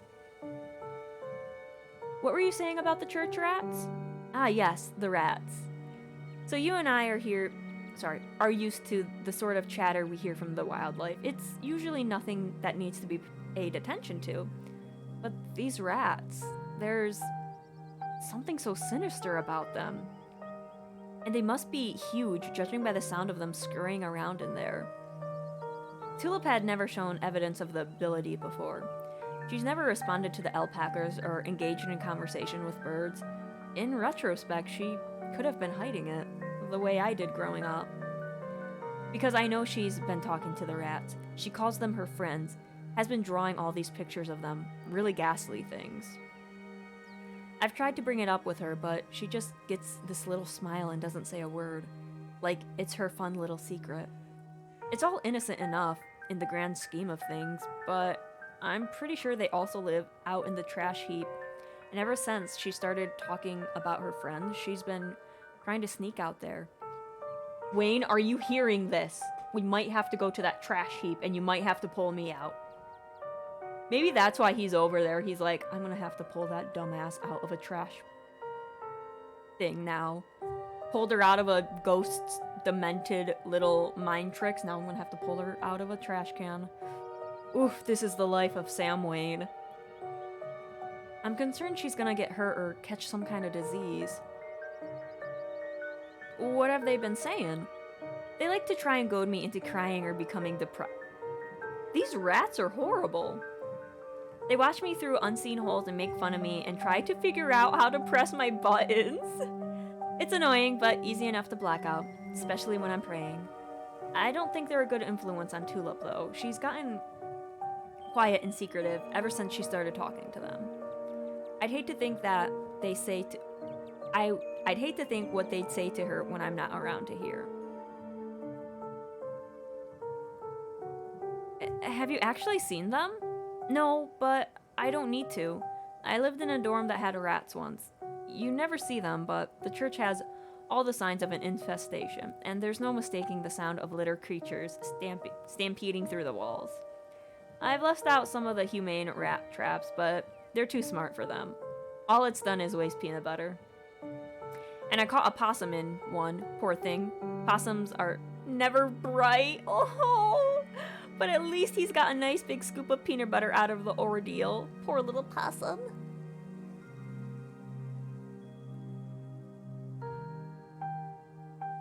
Are you sure they're rats? I think so. The pastor shifts uncomfortably for a moment. I hope so. Is there anything I can do to help? Maybe I could try talking to them. That would be lovely. I'd certainly appreciate a helping hand in here. I don't want to be too much of a bother, and you should probably finish looking for your missing friend first, but I'll be around. Out of the corner of your eye, you see Kanika and Avery walking back towards the two of you. They must have finished talking to Janie. Janie says she hasn't seen Stella either, so we better get going. You know what? Now that Kanika and Avery are back, the reason why I didn't see Sam, Kanika was blocking him. Thanks for suggesting we head up here, Bean. We got to feed alpacas. They are so cute and soft. It's awesome. And Janie says she'll come by the diner with cookies for the miners. And a few extra for me, of course. I hope your talk with the pastor went well. Yes, we had a great conversation. I appreciate you all stopping by, even if it wasn't under the best circumstances. I'll let you all be on your way. And I hope Stella turns up soon. I'll put in some good prayers with the big man for her. Alright, thanks. See ya. Kanika and Avery start back down towards the path. You follow. So, what was that about? He seemed pretty insistent on talking to you alone. Yeah, he didn't say anything weird, did he? He just wanted to talk about our shared gift. Wait, Pastor Daniel can also talk to animals? Whoa, this town is like some sort of hotspot for weird stuff. Cool weird stuff, of course, but it's starting to get pretty weird. I still can't believe that out of all people in the world you could have shared the ability with, you wound up stuck with Pastor Daniel. Let's not get too distracted until we find Stella, though. Where to next? Let's check out the diner. Good idea. Folks tend to congregate there. Maybe we'll run into someone who's seen Stella. Here's hoping Winnie doesn't try to rope me into clocking in early. It feels like you've walked into a private meeting. The back booth is full of miners, and they're having what seems to be an intense discussion, their expressions gravely serious. What's going on? There's a strike up at the mines. They've made the diner their base of operations. When you asked for the morning off, I didn't think you'd be showing up with friends. Sorry, Aunt Winnie. Stella's gone missing, and I've been helping these two track her down. You haven't seen her, have you? Don't you apologize now, and I can't say I have. Should I be worried about her? They're just mice cosplaying rats. What I'm worried about, like, what if they're not rats, and it's just like a ditchling that came from a rat? So they're small and they kind of look like a rat, but they aren't. I hope not. We're not interrupting anything here, are we? Of course not. Any paying customer is welcome, long as you aren't about to step on anybody's toes or cause a fuss. The miners in the back were too engaged in conversation to notice you enter, and instead of speaking in hushed voices, argue with each other loudly enough for you to easily overhear. Sure, the shift schedules are tough, and sure we don't get enough time off for me to see my family as often as I'd like, but this is the best job I can get right now. Ditchlings can't speak? You know, I haven't had one spoke to me. Maybe they can speak, but like, they never spoke to me. You know? Listen, kid, you're only a year or so into this gig. Trust me, the longer it goes on, the more it sucks the life out of you. At first, you're just unhappy, But you think you can weather it till you find something better. A paycheck's a paycheck. I get it. But the next thing you know, you've lost years of your life to a company that doesn't give a solitary shit about you, that uses up every free second it can suck out of its workers and pays us just enough to survive, but not so much that we can ever save enough to get the hell out of there. I mean, that's every job. I'm sorry to say. That's every job. Zax, we could get fired for this. I really need the paycheck. My sister needs the paycheck. I'm the only reason she can afford her tuition right now. I can't get fired. And this job still has its perks, like the company housing. I can't afford my own place and send money back home. I don't know where I would live if I didn't have this job. Right, the company housing. How generous of the big boss to put you up in a company-owned shack that ain't had proper maintenance done in decades. You know she uses the housing as an excuse to pay us less, and the company housing means that almost nobody in this whole damn town owns the place they live. It's why the Scarlets can keep getting away with whatever they want. Zax, we don't have the numbers, man. You know this is risky. Riskier than most of us can afford. We would have the numbers if you all would stand with me and not let management's scare tactics get to you. Hell, there was a collapse less than 2 days ago, and the boss expects us not to riot at the thought of being forced back down there to work while the threat of death looms over our heads? The threats only work if we let them. It doesn't matter whose name is on the deed for the place. Without us, there is no mine. We got them against the ropes. We can't back down now, or they'll come out swinging. Hey, have any of you seen Stella? She's missing. The miners turn towards the doorway, all eyes glaring at you in unison. The YouTuber? We ain't seen her. Harrison's voice drops to a barely audible mumble. I hope she's okay.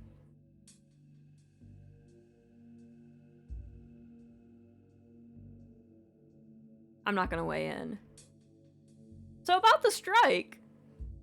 We all know who you're related to, kid. Word travels fast, and I'll be damned if we talk business in front of you.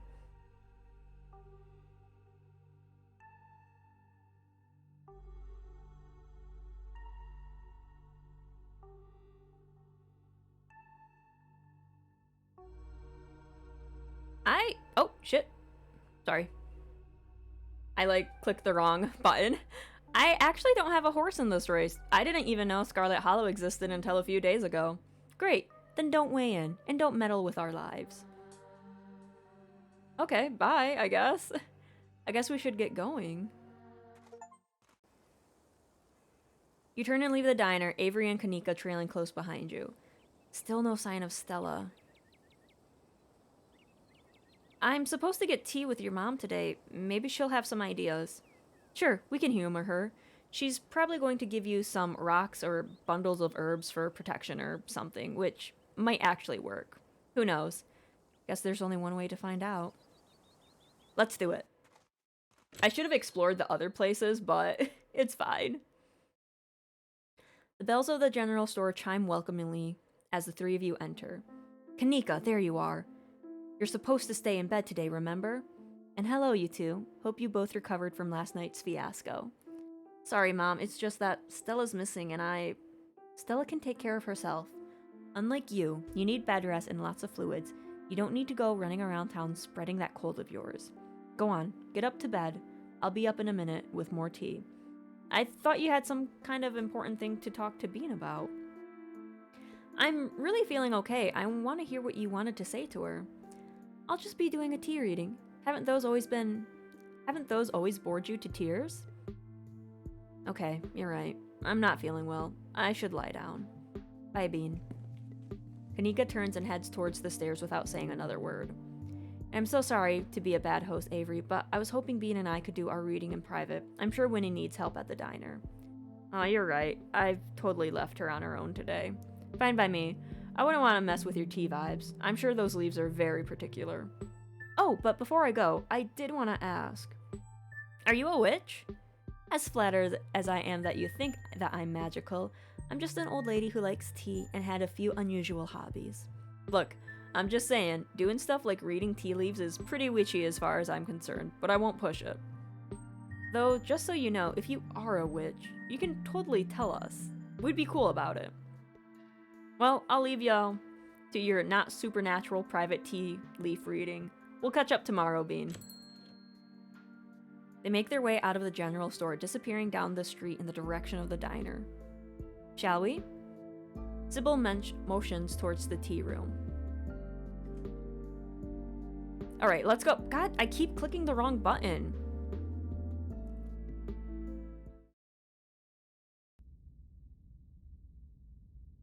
Maybe Pixel can't understand the ditchlings, you know? Maybe it's like only certain animals can like understand ditchlings. Please have a seat. I'll bring you a fresh cup. You take a seat at the small table at the edge of the room. It's dark here, only a sliver of sunlight able to filter through the heavy curtains, supplemented by the bright grow lights over the plant in the corner. Sybil joins you at the table and places a cup in front of you. It smells light and citrusy, with a undercurrent of decaying earth. This is a special blend. It should help clarify some of the visions you've been getting. I'll be able to do a reading once you're done. Until then, how about we just chat? So how did you wind up in Scarlet Hollow? Oh, my family's been in these hills for a long time. That's how I know so much of the local flora. Everything I've learned was handed down from generation of hill folk. There hasn't always been a reliable doctor up here, especially not one most folks could afford. They have to figure out their own medicine. The other day you promised to tell me, what was it? Unsavory tales of my mom's youth? I most certainly did, though. I most certainly did. Though I might have exaggerated a bit for dramatic effect. I'm prone to do that. In a town this size, you get to know everyone, no matter what the age difference might be. Vivian was a little younger than me, which meant I always had a certain older sister instinct about her. Her family wasn't good to her. Perlan was a lot like your great-grandmother. Edwardian. Hey, that name! She was the one who killed Charles.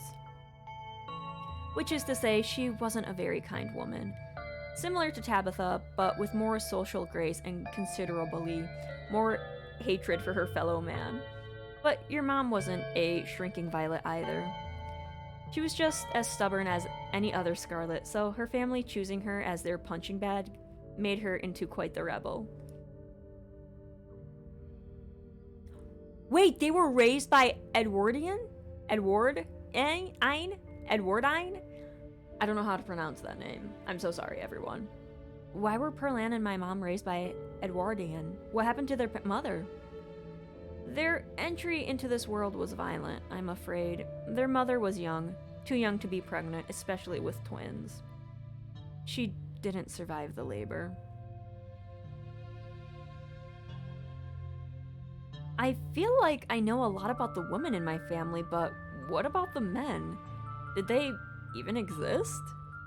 I suppose they just haven't been noteworthy since Edwardian took over the mines.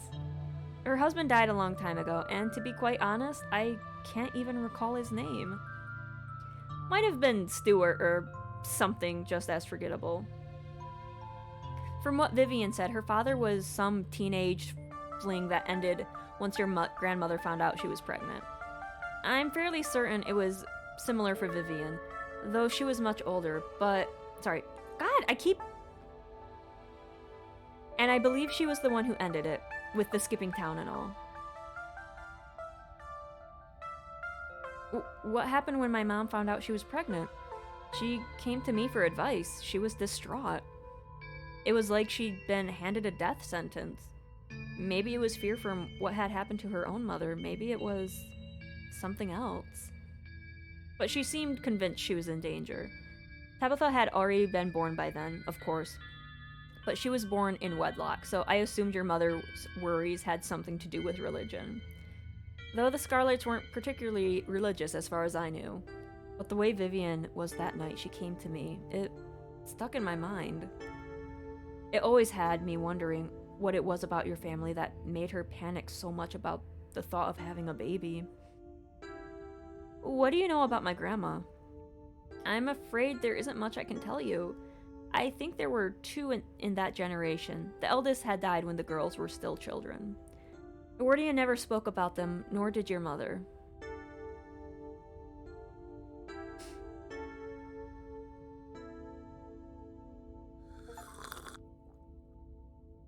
You take the tea, sipping it delicately. The citrus smell is fleeting, quickly replaced with the earthiness at its core, like you've taken a mouthful of dirt. Oh. But the aftertaste combines the two flavors into something soothing and medicinal. And you find yourself feeling more comfortable, your muscles relaxing for the first time in days.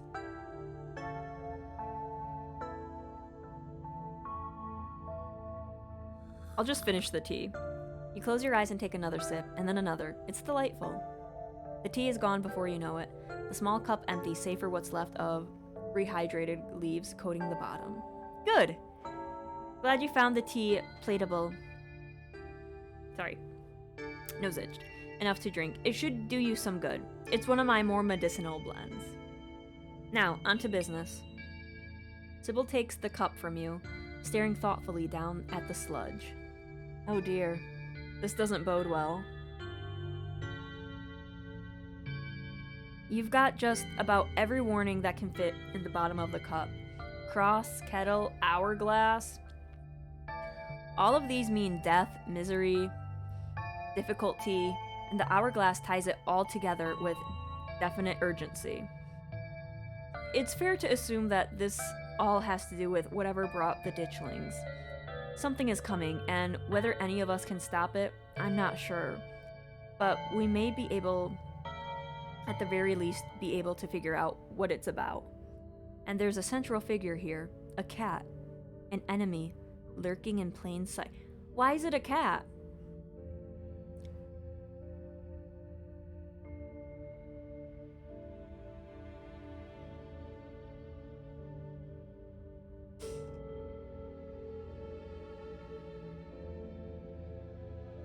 How do I know you're not the cat? I want to say that. Hello, Kato. Welcome, welcome. I hope you're having a lovely day today. Let me give you a shout out.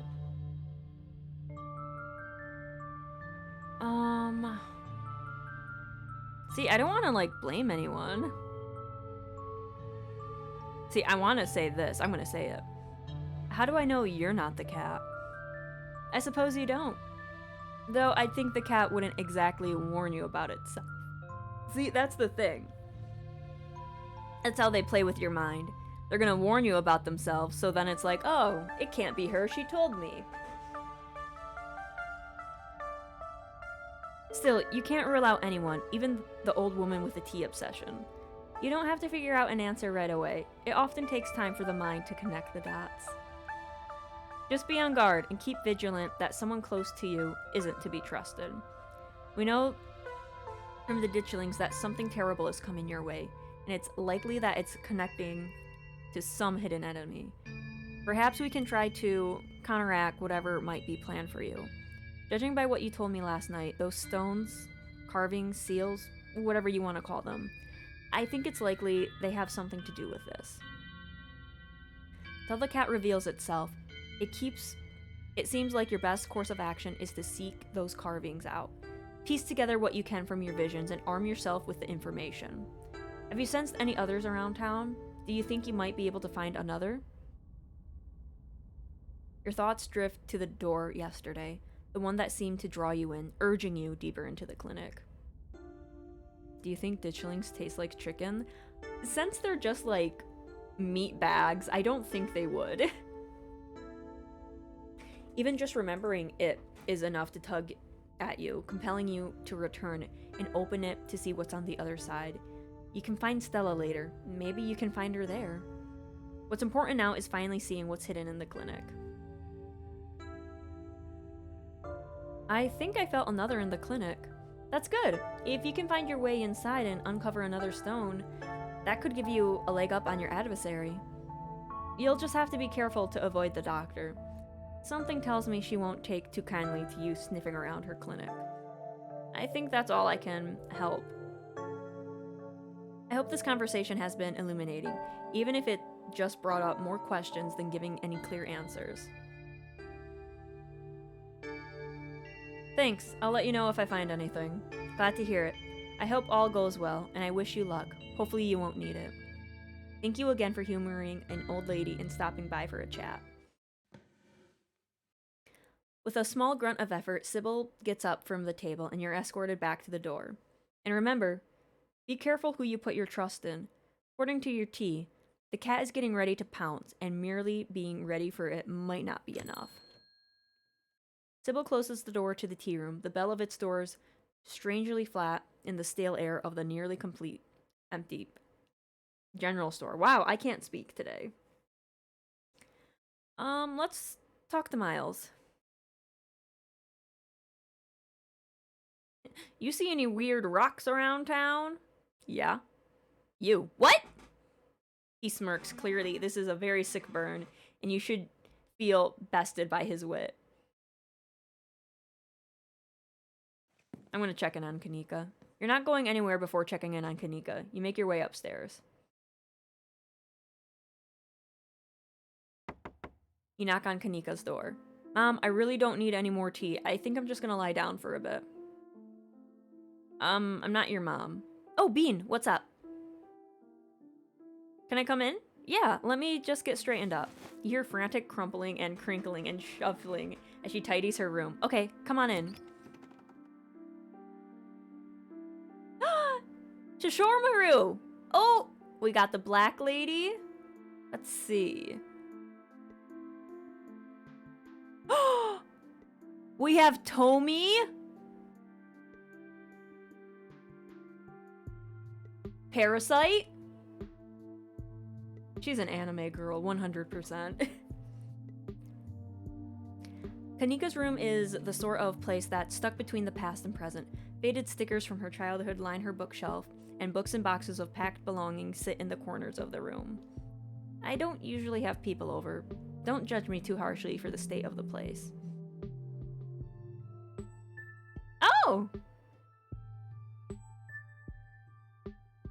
So anything marked romance will start a romantic arc with the character you're talking to and will lock you out of romantic arcs with other characters. I'm pretty sure I, confessed my feelings to Stella already, but I guess I haven't.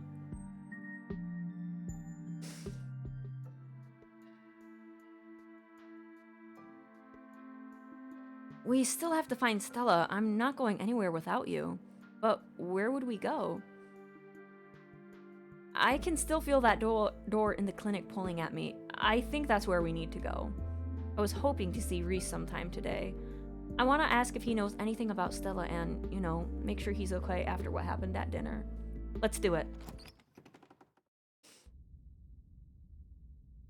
The two of you make your way back out into the hallway.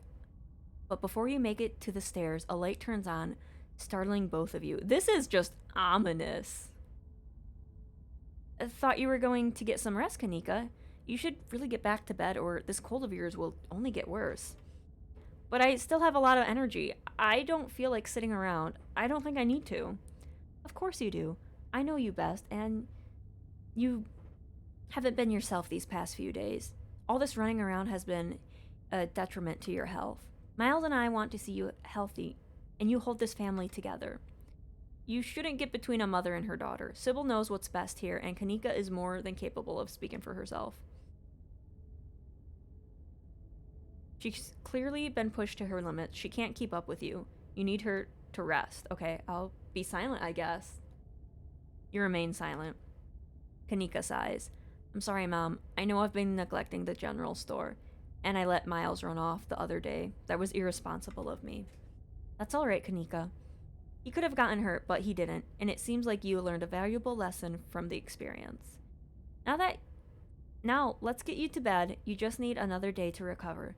Then you can get back to all this town mystery business. Bean, you'll be fine without her until tomorrow. Mom is right, Bean. You go on without me.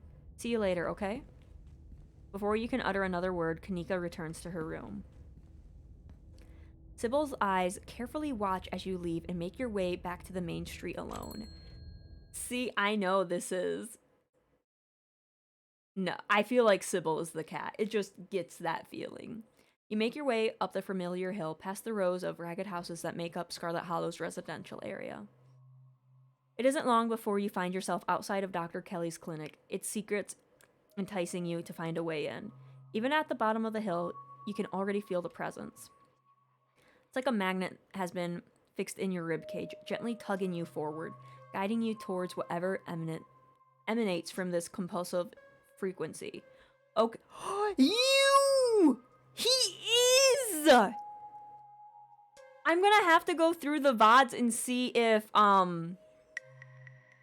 Wayne is, like, in the other places, too. Lurking. No worries. Lurking is poggers. No worries. But Wayne is here! Okay, that's the second time we found him. He has to be elsewhere in, like, episode 3 and 2 and 1. I'm gonna have to look now. He's just everywhere. When he said he is always watching, I now believe him. Whoever said, look to your right, thank you. Because now I'm, like, looking for him. It wouldn't be hard to jump onto the terrace from the hill next to the house. You want me to climb this and jump? Wayne, you're gonna have to, like, catch my dumb ass if I fall. I can knock on Reese's basement windows. That might be better if I'm like, hey, Reese, what's up? I'm gonna go see if I can talk to Reese first. Hang on. You cautiously approach the house, kneeling next to the low basement windows of Reese's room. You knock. There's no one in there. Reese must be somewhere else. Okay.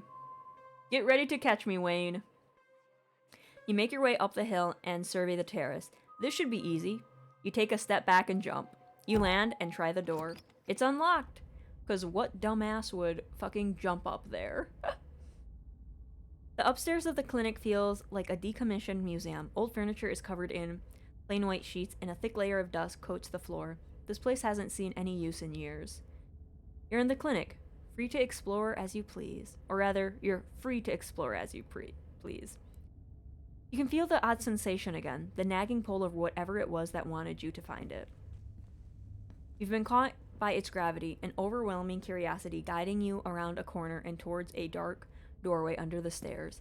It's been left ajar, as if inviting you to enter. Ooh, let's go!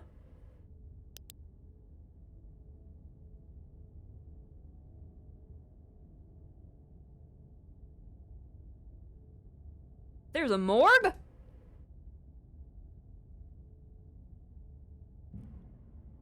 Bean, what are you doing in the morgue?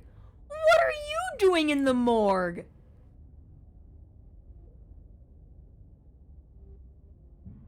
You haven't seen Stella around, have you? She's been missing since last night.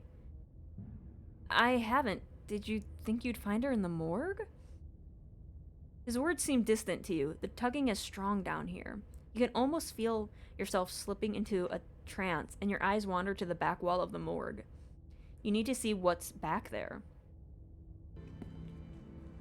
You touch the wall. It feels disappointingly solid under your palms. Hey, are you okay? You feel Reese's hand gently shake your shoulder, and for a moment, the thing on the other side of the blank wall loosens. It pulls on you. You kind of look possessed there for a second. You good? Make him understand. There's a stone carving on the other side of the wall. I need to see it. Reese glances back at the wall. You're really serious, aren't you? This is probably a bad idea, but if you really need to get in there, I'm pretty sure there's an emergency axe around upstairs. I just need to get the doc out of your hair. Should take 2 seconds.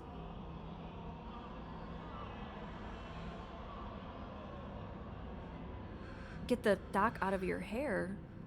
Our hair. Yeah, if I say I'm sick and need something, she'll drop whatever she's doing and do it for me. Surefire way to get her out of the house. And most of the time, it's true.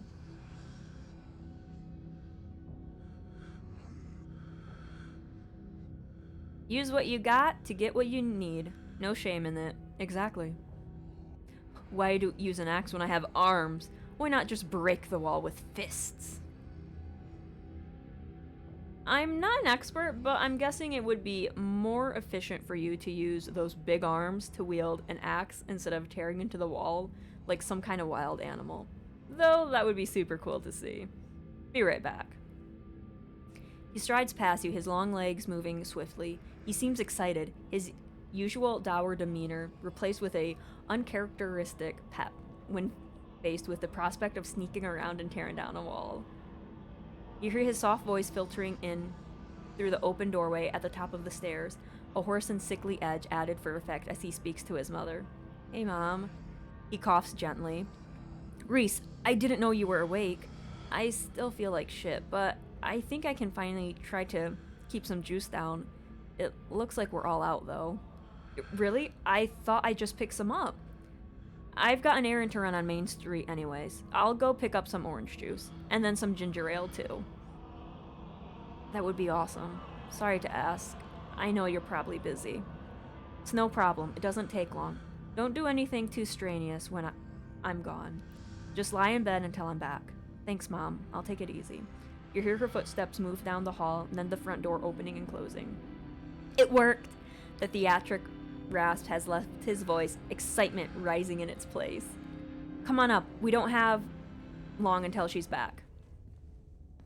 As you step out of the morgue, you relax. The extra space between you and the carving has weakened its hold on you, and with it, your desperation to claw your way through the wall and unveil it. It's one of those emergency fire axes, so it should be pretty obvious wherever it is, though I'm not sure where she would be keeping it. I'll show you around. Let's try the doc's office first. You make your way to the doorway of her now vacant office. I don't see an axe in here. He's right, my throat glance reveals nothing but stacks of paper and cabinets of medical supplies. But something on the desk catches your eye. Some sort of record with your family's name on them. Reese stops in the doorway, turning to watch you leaf through the documents. Find something interesting? They're your family's death certificates. Cause of death? Sleep apnea. Ooh. Discovered by her daughter, Tabitha. Chrysanthemum? That's a flower. No autopsy performed. Why no autopsy performed? That's weird. Tabitha's middle name is Carthansium? Wonder who cursed her with that mouthful. Yeah, right?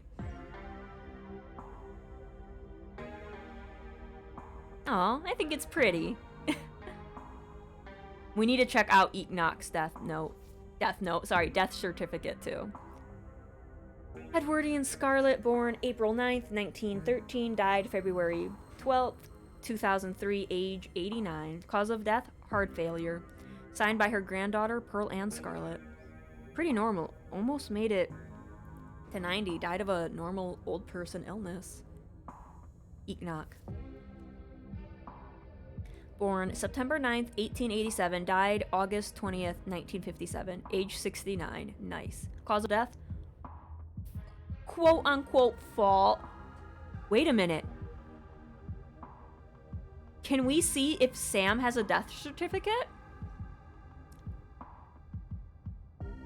This one has a coroner's report attached to it. Organs sustained impact injuries. Lacerations to the neck and body consist with fall from great height. Whoa, an actual autopsy report. Looks ancient.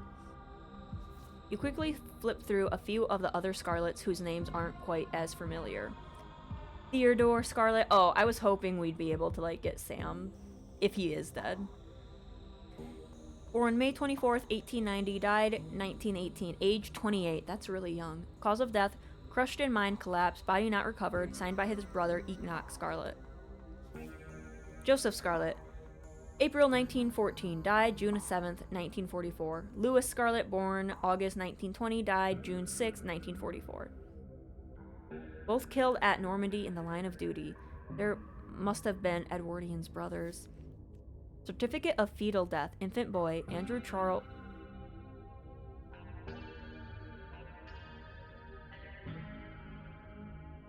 I think this is Charles's son. Because in episode 3, that person was saying, hey, congrats on the kid. This child's name, middle name, is Charles. And the mother is Edwardian. Cause of death, complications during birth, no doctor present, home burial. Alexandria, that's the girl who has the doll in the closet. Born December 12th, 1947, died August 20th, 1950. Ooh, she was young. Age 9, yep. Missing.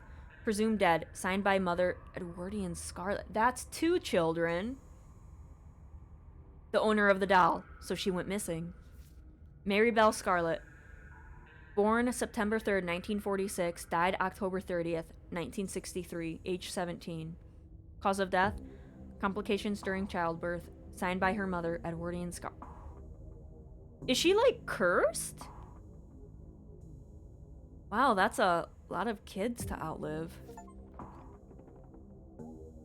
Reese's eyes flick up to the doorway, and a second later you hear the sound of the front door handle being turned.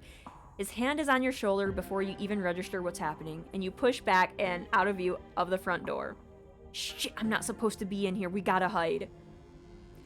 He hurries to the closet door, motioning you inside. You slip past him and squish yourself into what little space is available in the nearly full closet. Reese is close on your heels. Come in here. Get in the closet with me. It's fine. We can both hide. You let him in. Together you listen as the doctor makes her way to some room deeper in the clinic. In the silence of the tiny closet, every breath seems too loud, as if you could expect Dr. Kelly to hear it from wherever she was across the house. We better wait a second, just in case. The two of you stand in tense silence, both crammed into the suffocating closet, taking shallow breaths as if she could hear you breathing from the other side of the building. But the footsteps soon return. Dr. Kelly makes her way back towards your hiding place, creaking floorboards, broadcasting her location, all the way to the hallway just outside your hiding spot. The footsteps return. They get louder, approaching the open office door, then they stop. Much to your relief, she opens another door, leaving the main clinic. Oh, we're in the clear. We've probably only got a minute or two until she comes back, so let's make it count. The medical supply room is probably our best bet. If any other room in the clinic is likely to have a fire axe, it's probably the room full of chemicals. This way. He motions you down a hallway, slipping through the slightly ajar door of what you assume to be the supply room. Well, there it is. Yes, there it is. The keys. Here we go. He rushes over to the cabinet that contains a bright red axe, pulling the glass door open. Your axe. Now we can... Reese pauses, turning to listen intently. That was the door from the house. Come on, if we hurry, we can get you back downstairs. I'll run interference. Just go downstairs, quick. You can hear her approaching now, floorboards creaking in the hallway on the other side of the office. You follow Reese's instructions, once again staring down the basement stairs, letting the pull of the stone carving guide you back to the morgue. Dr. Kelly's voice filters down from above. I was right, we did already have juice. It was just in the back of the fridge, but there's no harm having extra. What are you doing in the clinic? I thought I told you to go rest. Oh, I'm just gonna go chill in the morgue. I got my speakers, so if you hear some weird noises, it's just my music. I'll be sure to put in earplugs to drown out all that industrial clang you listen to. You know I'm not the biggest fan of you spending time down there. It can't be good for your mental health to hang out in a refrigerator for corpses. Do you at least have a blanket this time? Yeah, I'll be fine. It's just a change of scenery. My room feels too claustrophobic right now. Okay, I'll let you know when it's time for dinner. What mom is like, yeah, go stay in the morgue, honey. It's fine. You hear the door close and the sound of Reese descending the stairs to join you in the fluorescent lit room below. Hey. You listen to music that sounds like a wall is being broken down? Of course I do. I'm sad all the time. Glad my taste in music is finally coming in handy. It's exactly the cover we need. Stop asking questions. It's time to see what's on the other side of the wall. Alright, let's do this. Have at it. So, Reese, how are we gonna fix this wall when we're done? You approach the far end of the morgue, axe practically singing through the air as you strike the wall. It's like cutting through butter. You were right. You could have torn through this with your bare hands. You stagger back from the massive hole in the wall and admire your effort. Holy shit. The splintered edge frames a dark passage, seemingly cut deep into the side of a cliff, cold seeping from a forgotten place into the already frigid morgue. Reese coughs as he takes a better look at what lies beyond the wound in the wall. There's a whole hallway back there. Thick, stale air leaks from the hole, filling the morgue with an earthly mildew smell, like the room is slowly filling with dirt. And with the stink of the grave-like room beyond comes an even stronger compulsion. You step forward. And you climb into the hole. Oh, I don't like this, Reese. Maybe you should go back. I'm strong. I can carry you. This is fine. This is wild. I had no idea any of this was here. An entire hospital ring rotting away from decades beyond some flimsy drywall. His voice sounds distant. Your sole focus is finding it. Your feet move without prompting.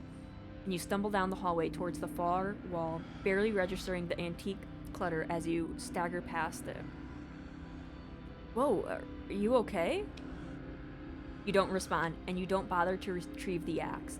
The wall is rotten, water damage having eaten away at the wood over the course of unknowable years. The planks nearly reduced to sawdust. You tear at it. There it is! Enoch, I thought you weren't going to come. I was worried you'd leave me here forever. They said there's nothing they can do. I'll never use my legs again. Enoch, what am I gonna do? Calm down, Teddy. These doctors don't know what they're talking about. Wait, didn't... Theodore died in Normandy. I've been doing my own research, and I found us an alternative. We won't have to worry about anything from here on out, I promise. I went to talk to the witch. A witch? But that's nonsense. It's all right. It's all sorted. We're taking you home today, and everything will be resolved by this time next week. Everything goes black. Your vision swims back into focus, and it takes a solid second or two to reorient yourself.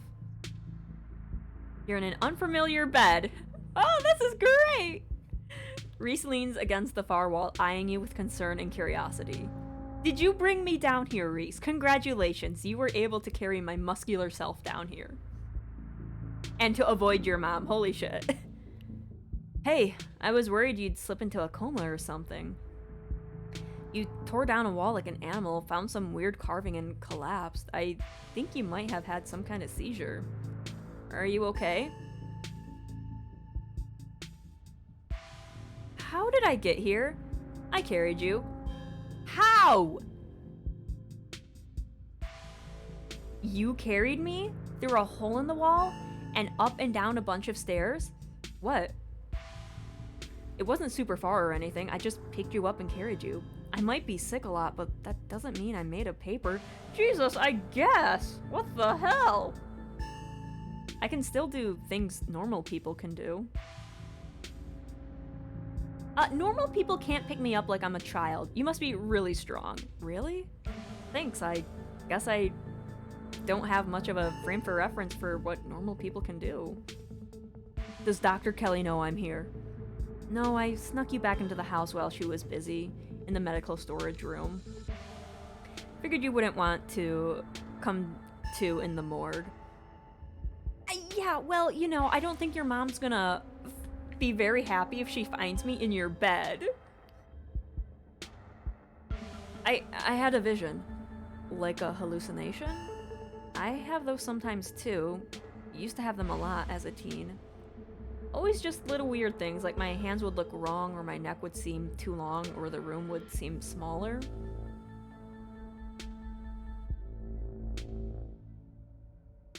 I think these visions are of things that actually happen. Whoa. I wonder if you'd seen anything if you went back in there.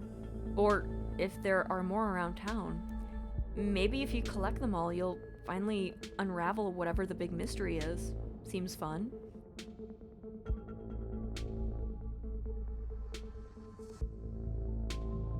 I should probably get going. Stella's still missing, and the stone here finally stopped yelling at me. That might be a little tricky. The doc is on the warpath up there. I refused to take my medicine, and she's not happy about it. I went ahead and blocked my door so she can't get down here. Now we just have to wait her out. Why didn't you take your medicine exactly? Because it makes me feel like shit. I was fine yesterday until the doctor made me take my pills, and I was fine all day today. What's the harm in going a day without, right?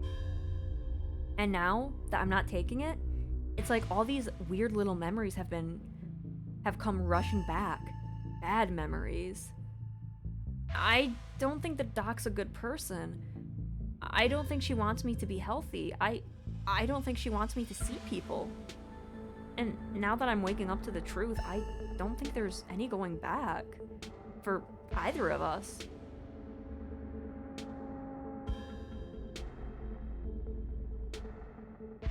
How are we supposed to pass the time until it's safe?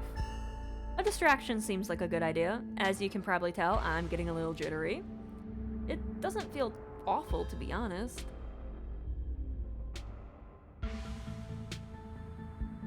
I believe you owe me a showing of Shino-Chi, Death Blood. I believe I do. Do I still have to be laying in his bed? Can I, like, sit on the ground? Please! Yeah, I'm curious about the Reese thing, too. Reese gets the movie set up and joins you on the bed. No, I don't want to be on the bed with him. I can sit on the ground.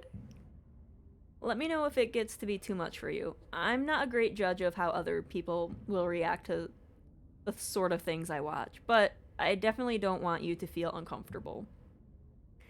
This is a slow burn of a movie, but the dread it's managing to build is palpable in the room. Or maybe that's just how it feels down here all the time.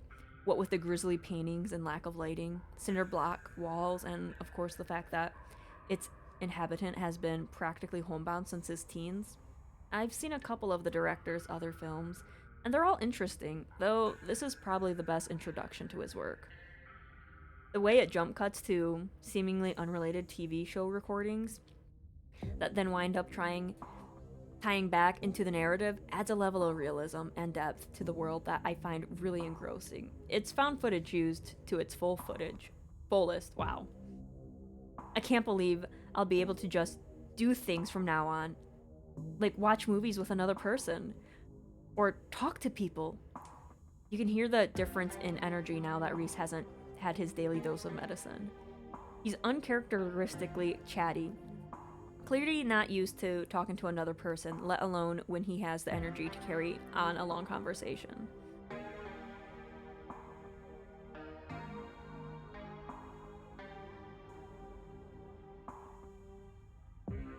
Yeah, I'm glad you're able to have a social life, and I'm glad I'm part of it. We can be friends. Reese smiles to himself. It's still hard to imagine.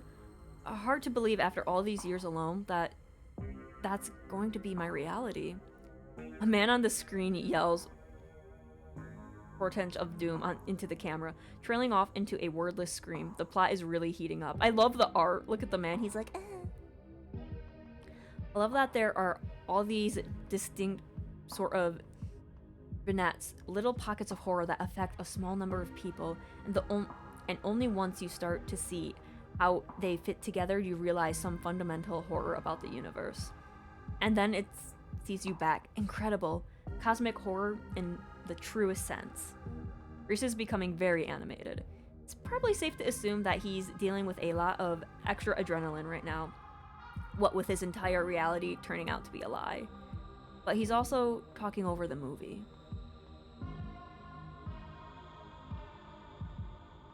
Reese, are you feeling okay? I'm just jittery. I've had a really weird day, and I think being down here is making me anxious. I'm all hopped up on adrenaline. Maybe waiting out the dock is a bad idea. The longer we wait, the more likely it is she'll figure out that we're onto her, and it would be too easy for her to lock me up again and be thorough about it this time. There's a knock on the window. Oh my god, Wayne! Bean, don't get any closer to that thing. It's time. Thing?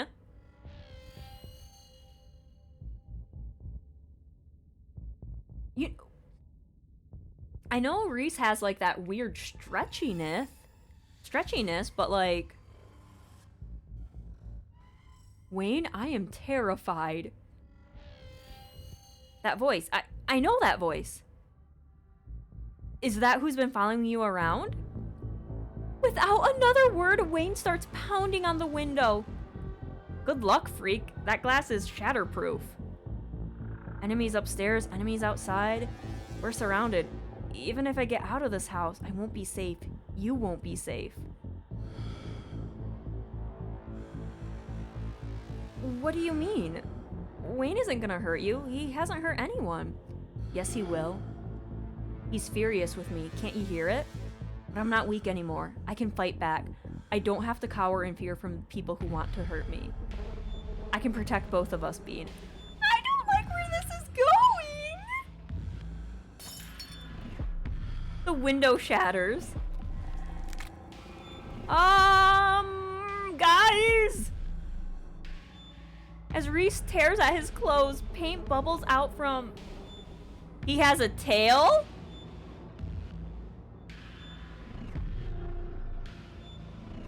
Sorry, I saw the tail while I was reading and I stopped. As Reese tears at his clothes, paint bubbles out from the canvases, his ghoulish figures peeling themselves out of their two-dimensional worlds, invading yours, crawling up the walls. Grab my hand, I'll pull you out. Leave us alone. I think this is why the doctor is giving him some medicine. 'Cause something is wrong. Oh! In a surge of violence, the change that has been brewing inside Reese finally comes. As it manifests, the broken basement window is sealed off and Wayne along with it.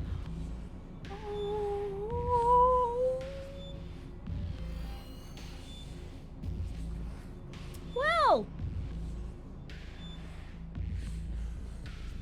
what if I just maybe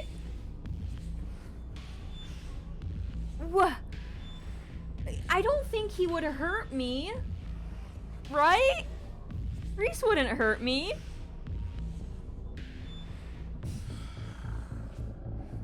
And like if I run for the stairs, it's blocked.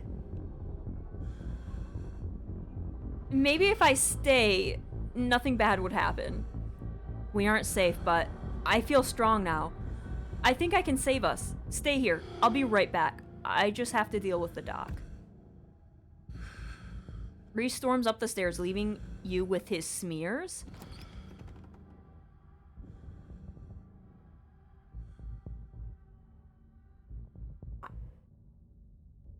I'm calling Tabitha. You dial your cousin's number.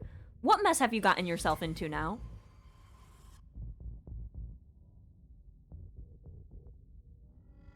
Clinic, emergency, scary!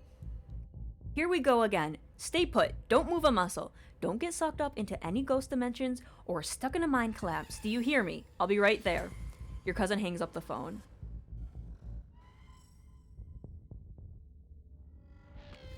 Oh! You bound up the basement stairs and rush to the front door. You pull, but it's sealed shut by his constructs.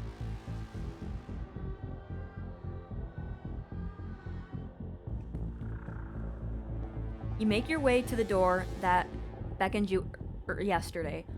All intrigue now washed away. You know where it leads, and you know that what secrets the stone that lurks in the forgotten basement of the clinic had to share with you. Now the clinic holds a new horror. Somewhere beyond the narrow hallway leading from the house into the house proper into the doctor's office, there's a monster preparing to do something unthinkable. You grasp the handle and turn. Duck! You quickly follow her command, your body falling forward and rolling gracefully out of harm's way. She shoots. The gun isn't very loud. There's only a pop as a projectile leaves the barrel, whizzing through the air. You turn to see a dart embedded in Reese's chest. He pulls the tranquilizer dart from his ribs, heaving heavy breath as the drug courses through his system. You're gonna have to try a lot harder than that, you... No. How did you...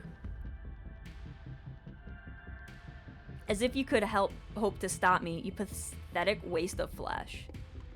Before Wayne takes another step down the stairs, paint flows out between cracks in the wood, Reese's panic pulling in a mob of furious smears to hold his enemies in place. The artist darts away, but the smears continue their work in his absence. Dr. Kelly makes her escape down the hallway, and Wayne is overcome, glued in place at the top of the stairs by stiffening globs of paint. Get the axe! You need to arm yourself. You rush down to the morgue, practically flying down the steps. The axe is still laying on the floor where you and Reese left it. You pick it up. A feeling of safety settles in your chest as you grip the wooden handle. At least if you have to fight, you're prepared. Hey! Dr. Kelly's voice crackles out from some unseen speaker. You, Bean.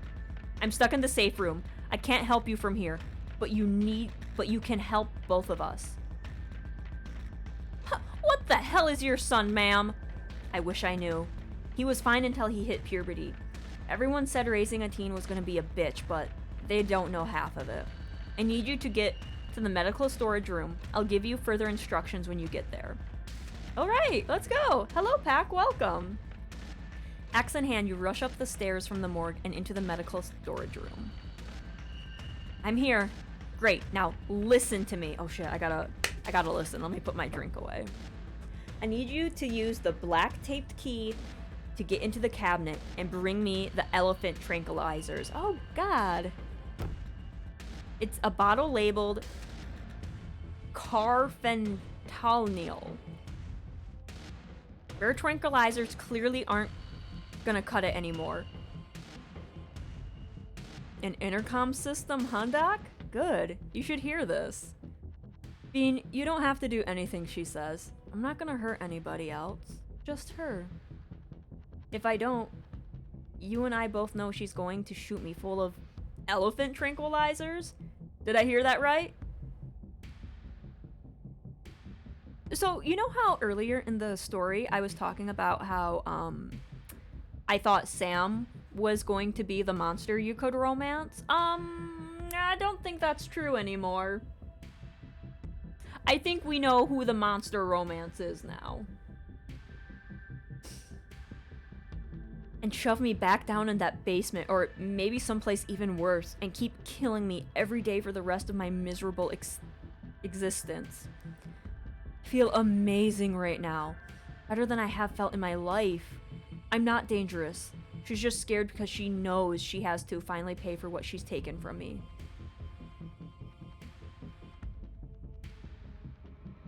Wayne, help me!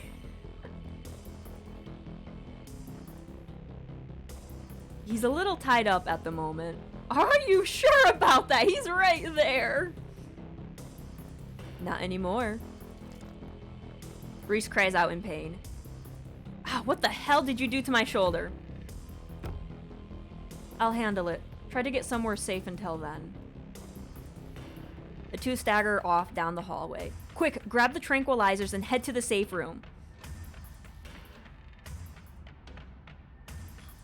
You do as she says. The tranquilizers are easy to find, marked with a small square of black tape to match the key.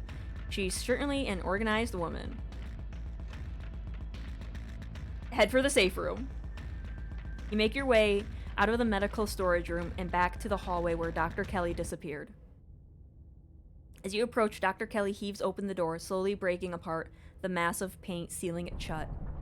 Hurry, I don't think I can keep it open for long. You slip past her into the safe room. She shuts the door quickly, though one of the little smears manages to slip past her. She stomps on it. Painted viscara splattered across the cement floor. Sounds like Reese and your friends are still fighting. We probably have a few minutes before he gets here.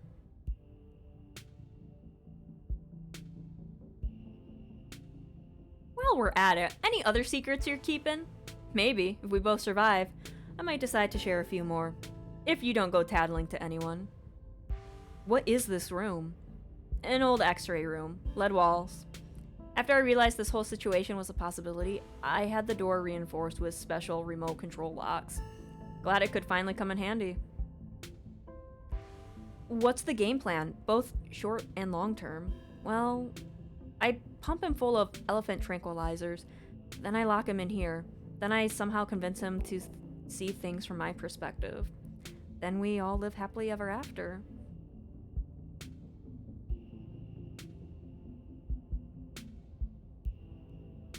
There has to be some other way. It's just going to make him feel trapped.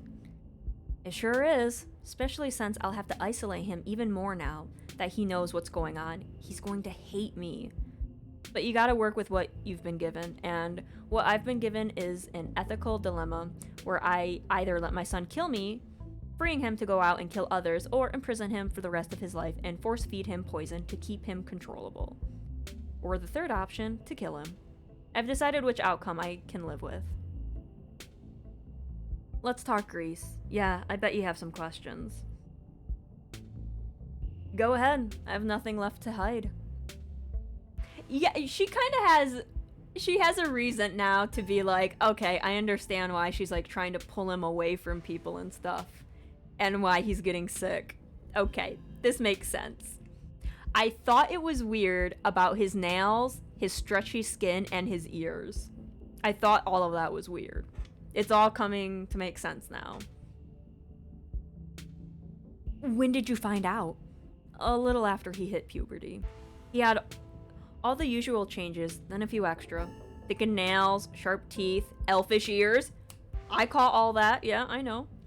I figured he might have some kind of genetic disorder. Had him checked out at a few specialists, but there was nothing obviously wrong with him. Then we had an argument, and he changed right in front of me. It was like nothing that he is now, just a couple of inches and some facial abnormalities, enough to be noticeable. I was scared he could see that, and he stopped.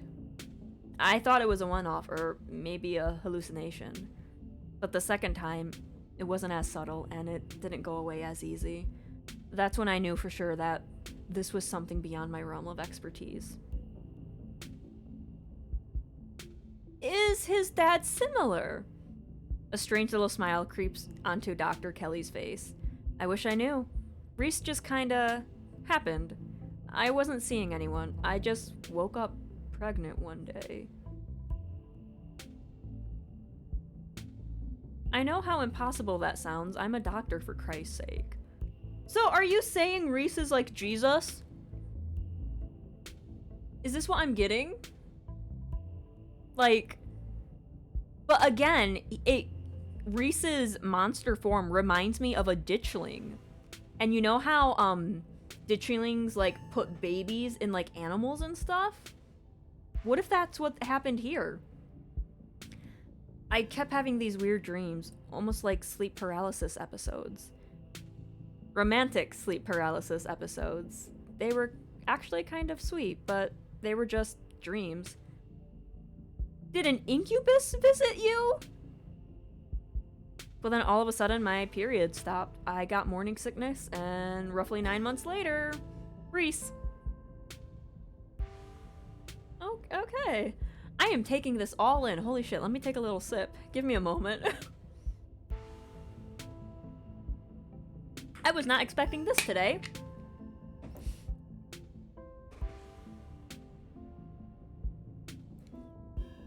How did he not know what he was?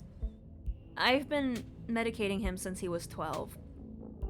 We've only had 3 incidents like this before, maybe 4, depending on what counts. This is the worst one by far.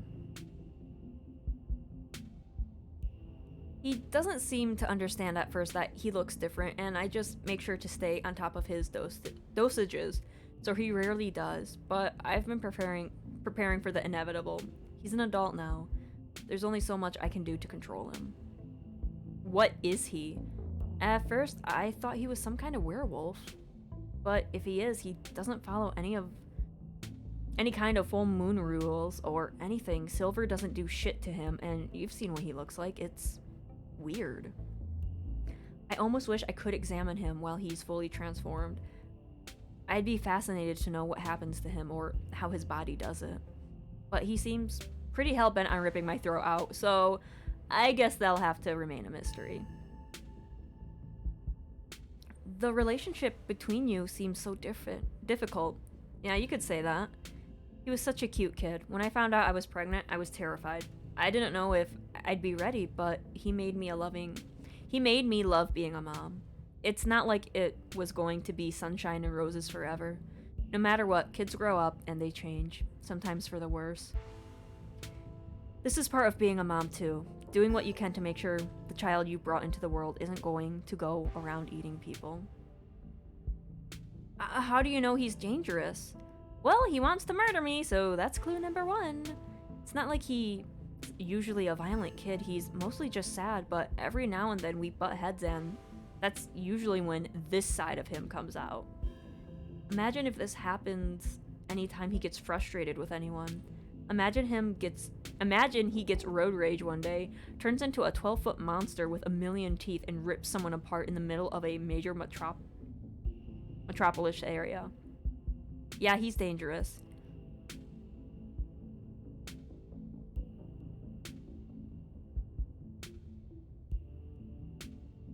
He's been kind to me. Yeah, and Ted Bundy was kind to people he picked up off the side of the road. Okay, you know what? You're right. You're wrong to say that, but you're right. Then he slaughtered them. He's really a sweet kid most of the time, but I can't let that overshadow the violence he's capable of. You and Dr. Kelly sit in silence and wait for her son to make his way to you. The sound of distant breaking glass cuts through the silence of the clinic outside the safe room. Shit, this might be game time. Dr. Kelly opens the door. The two of you stare out into the hall.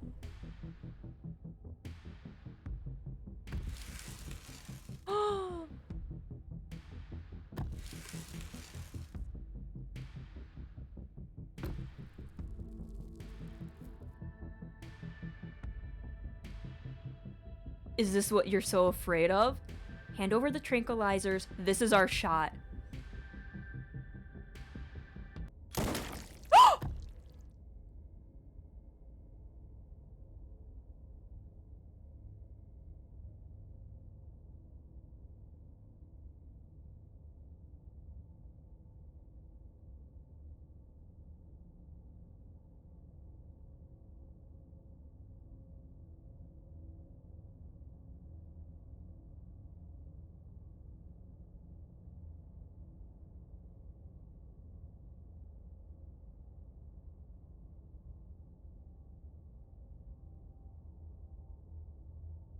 I forgot I called Tabitha.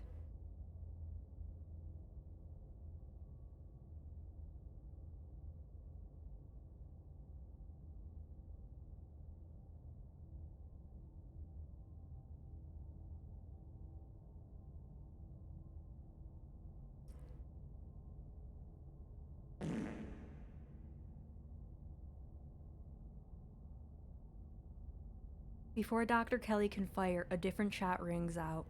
Reese's body is thrown to the wall. Shotgun in hand, your cousin rounds the corner and trains her weapon on his withering body. Tabitha, what are you doing here? Stop it! Let me sedate him! We can deal with this non-lethally. Are you insane? That thing was trying to kill you! You leap forward, placing your body between Tabitha and the whimpering Reese, his face already trying to stitch itself back together as he withers on the ground. Bean, what the hell do you think you're doing? Don't kill him, he's still a person. Person my ass, did you see his face before you blew it off?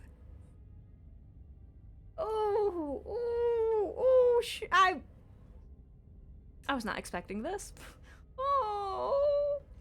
This game really has me, like, it throws you for a loop. Like, I was not expecting this. Every episode, I'm like, shit. The fart, I heard the fart reverb. Did you guys not hear it? Yeah, it worked for me. Oh my god. Both of you shut up and help me drag him into the safe room now. You turn to Dr. Kelly, already pulling her sons towards the open doorway. Tabitha swings the gun on to her back, huffily jumping in to help Dr. Kelly. It's not long before his regenerating body is sealed away behind the door. Not exactly how I thought that would play out, but at least none of us are dead. If you've done any permanent damage to him, you're gonna be the one paying for the medical supplies, Miss Scarlet. You aren't seriously going to keep that thing alive, are you? It's clearly dangerous. What makes you think you can keep it locked up? It's my son, Miss Scarlet, and despite appearances, he is still human. I prefer you refer to him as such. And I've managed to keep him safely locked away and harmless for years. Sure, it'll be a little difficult now that he knows about his condition, but that room is lined with lead. He's not going anywhere. He's human. Are you sure about that? Are we talking about the same guy? Trust me, I've done genetic tests. He is human, somehow. And it's my job as his mother to protect him and protect people from him. It's not a burden I take lightly. You don't have to worry about him getting out anytime soon.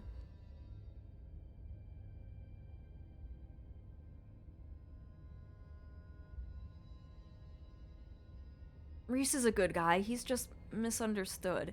Don't give me that line. I don't see what I could misunderstand about a guy who was clearly about to swallow both of you whole. I don't care about his feelings I don't care what his feelings were when he was trying to get ready to make a meal out of my cousin. I care what he was capable of. I'm not going to debate this with you, Miss Scarlet. It's none of your business. I can handle it from here. Now both of you get out. I have a lot of cleaning to do, and I don't feel like entering a couple of bickering cousins while I do it. You and your cousin leave the clinic. Dr. Kelly slamming the shotgun blasted door behind you. Oh! That's how, Tabitha got in. Two of you make your way to the bottom of the hill where Tabitha's car is parked among the sleepy houses of Scarlet Hollow's residential street. She places her gun in the trunk and turns to face you.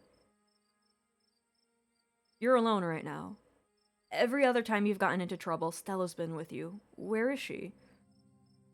She's been missing since last night. She's what? Why didn't you tell me?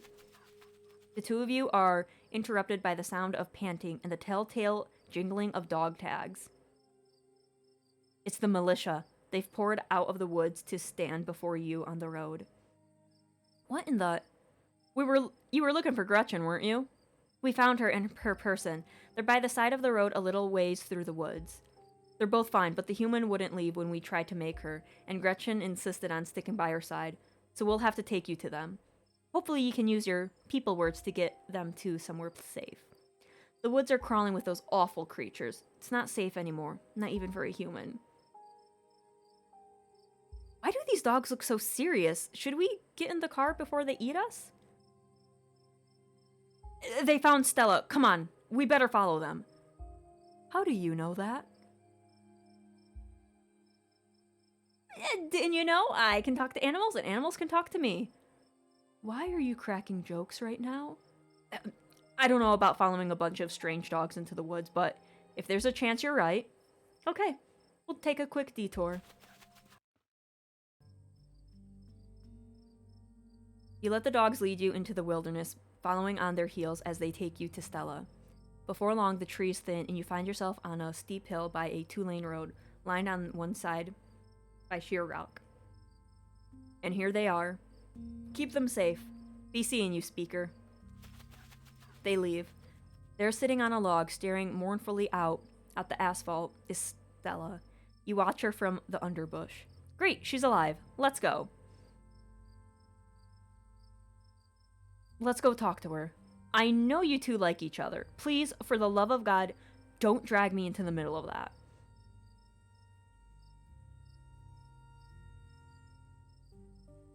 It doesn't matter that Stella and I have a thing. You two need to reconcile. We can both talk to her together. I said no. I'm going to make this easier on both of you and just go home. Before you can say another word, your cousin's already turned and left.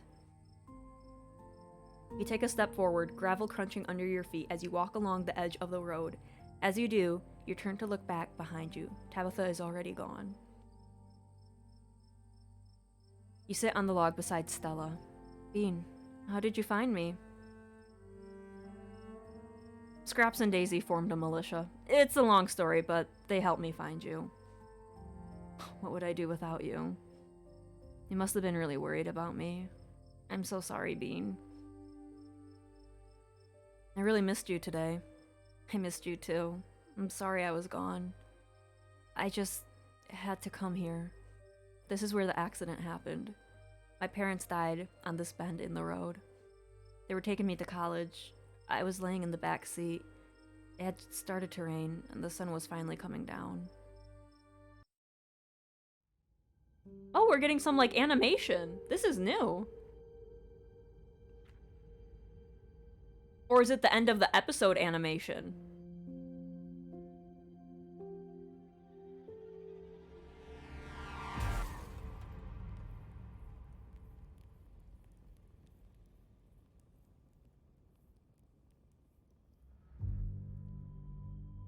That's how she survived.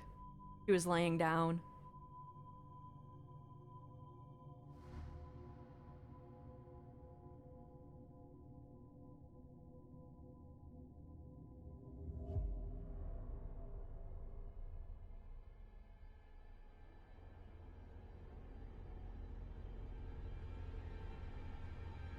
Oh.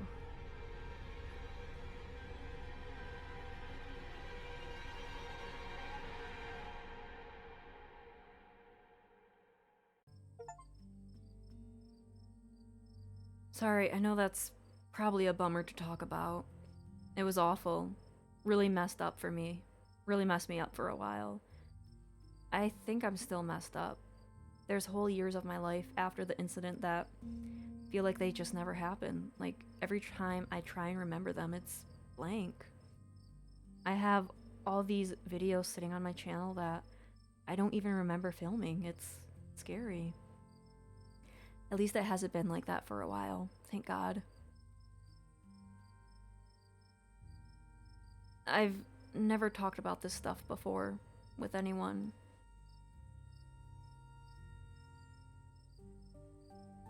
You reach out to take her hand. It's warm against the cool night air, and the skin of her knuckles is soft. She finally tears her gaze from the road, her sad eyes meeting yours, but the hint of a smile creeps up the corners of her mouth, her dimples beginning to crease. Her hand shifts, her callous palm fitting into yours, her grip tightening. It's strong and comforting. You can tell she feels held, and so do you. The two of you stare out at the road. I think the accident is probably why I go out ghost hunting. I think I just want to see them again. I wanted to know whether I even could. I never found anything, so I eventually gave up. Then last night happened, and I ran out here to see if maybe it would happen with them too. Even if it meant seeing the crash again or seeing them all messed up and dead. I just wanted to see them. It's been a whole day. I don't think they're coming.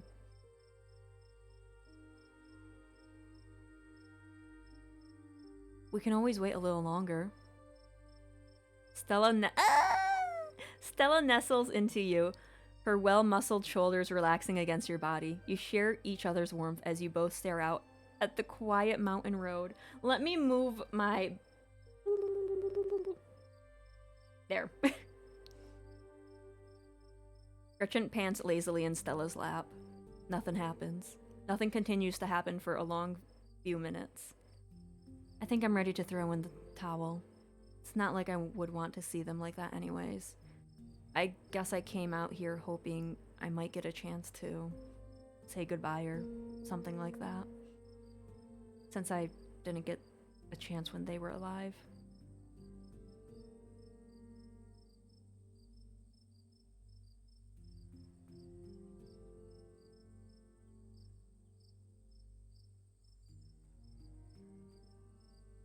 You carefully place your other arm around her shoulders and pull her close to you. You feel her chestnut hair against your cheeks. She smells a little sweaty and a little sweet, the faded scent of her shampoo mingling with the natural perfume of her skin. It's nice. You take in a deep breath, stroking her arm with your thumb, letting her lean into you. She rests her head against your shoulder, closing her eyes sneerily. That hint of a smile spreads into a barely contained grin that finally chases away the worry in her face.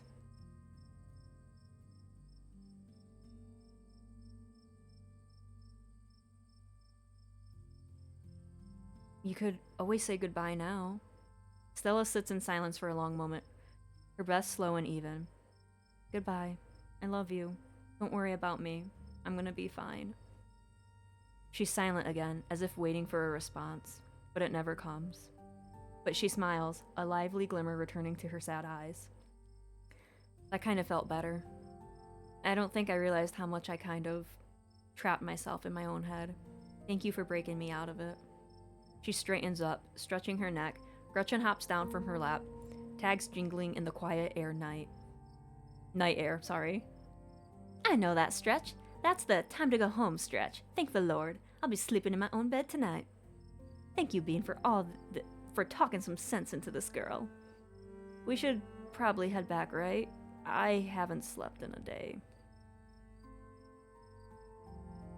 You keep the events that transpired at the clinic to yourself. At least for now. I don't suppose I could ask you to walk me home? Is there a romance one? I'd love nothing more. Like, we don't have any romance options with Stella, but we did with Kanika. And we had flirting with, Reese, but we didn't have, like, a romance option. I think you have to flirt with them enough to get the romance option, but I never flirted with Kanika. So I don't know. I really don't know. You offer her your arm. My muscular arm. She smiles, slipping hers into the crook of your elbow. She pulls you closer until the skin of your forearm brushes against her side.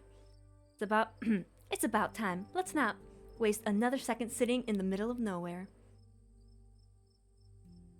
And this is me. Do you want to come in? There's the romance! I was hoping you'd ask. I'd love to. Okay, so I just started a romance, and this is the beginning of the romance. Oh my god. So now we're gonna be locked out of every other romance. Stella ushers you inside, a barely contained grin threatening to spill into an excited smile. Let me just take a quick shower. I've been sitting outside for a day. I need some soap. It'll just take a minute. Then we can get cozy. I would kill for a shower. Stella laughs. Yeah, I'm pretty sure you've built up quite a lot of grime today. It's all yours when I'm done. She hurries off, leaving you and Gretchen in the living room. Finally, I've been reunited with my bed. Gretchen hops onto the massive pillow that serves as her dog bed, curling up and sighing a heavy dog sigh of relief. I can catch up on my beauty sleep. Before she has the chance to fall asleep, a heavy knock startles her and you. Gretchen growls. There's someone at the door. It's the horrible man who smells like rotting meat. Stella! Stella!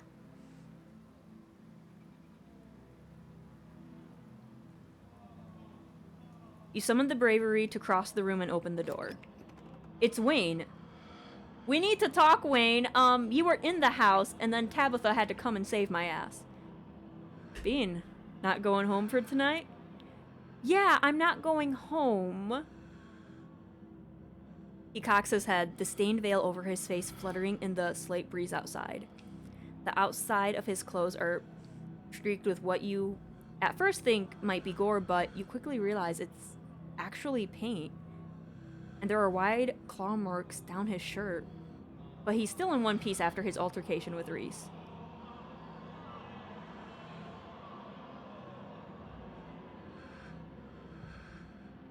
I'm in the middle of something. But yeah, I was worried about you. You didn't come. I was worried about you. No need to worry. The boy managed to catch me off guard with those little constructs of his, but he wouldn't stand a chance against me without little tricks like that. I won't keep you long. I know you have a warm bed and a warm body to keep you occupied tonight. Oh, thank you. But I wanted to give you a suggestion for tomorrow. You should take advantage of Tabitha's absence at the estate. Forbidden places won't be forbidden without her around to stop you. Do a little exploring. You might be surprised what you can find. Mother effer! Just gives me more things to be like, what's gonna happen? And I can't continue it because this is the last episode. Wayne! He slowly steps back, shining eyes fixed on you as he disappears into the dark night beyond Stella's door. Gretchen's growls escalate into barks. Intruder! Monster! Fiend! Oh, Stella, come quickly! There's some disgusting smelling man trying to threaten us. Calm down, Gretchen. Were you just talking to someone, Bean?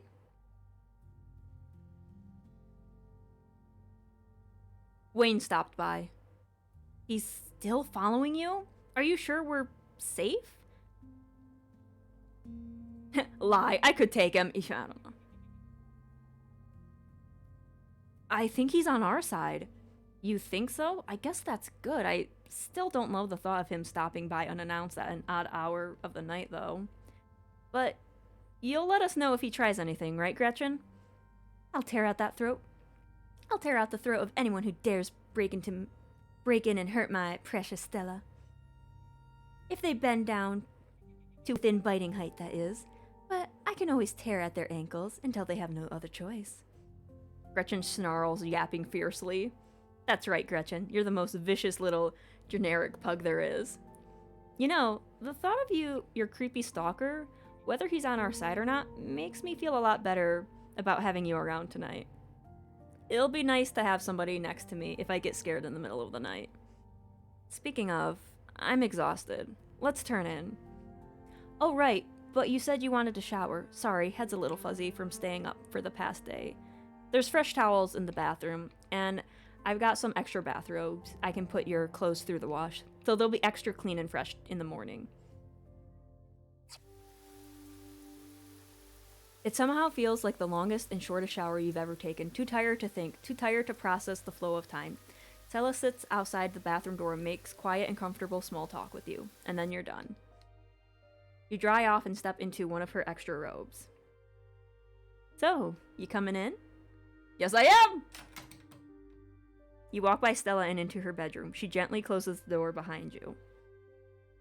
Sorry I didn't clean up beforehand. You can think of it as getting the authentic Stella experience. She slips past you and lies on the bed, dressed in an oversized t-shirt. You're quick to follow. Can we fit on that?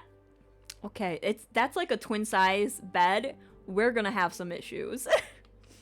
She's warm and still slightly damp from her shower. Her skin fresh and flowery. She turns to look at you, smiling, dimples creasing at the edge of her mouth. You could, kiss me if you wanted to. Kiss! You shift closer to her and close your eyes. The magnetic pull of anticipation rolls down your spine and across your skin, and for a moment, that seems to last forever, you take in every detail of the world around you. I gotta take a sip.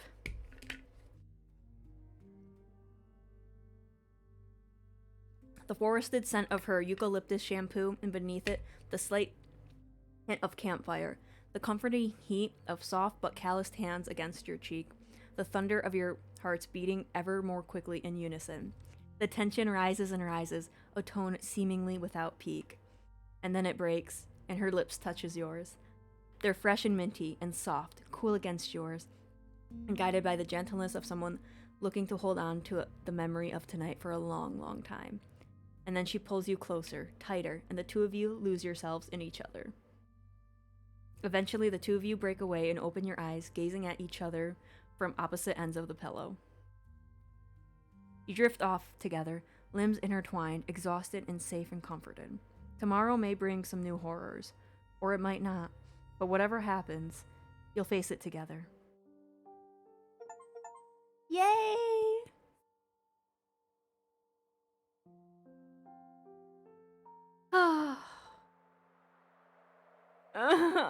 Wait!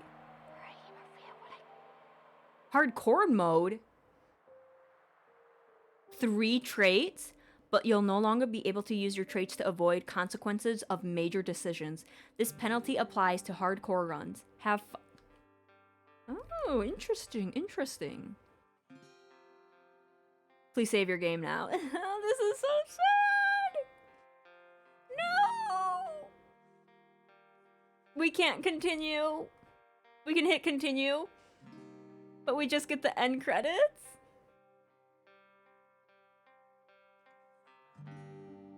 They do have a Patreon. Maybe I should, like, go and support. Oh my god. That is such a cliffhanger. Oh my god. Why? We got a wife, we punted a ditchling, and we saved Pixel.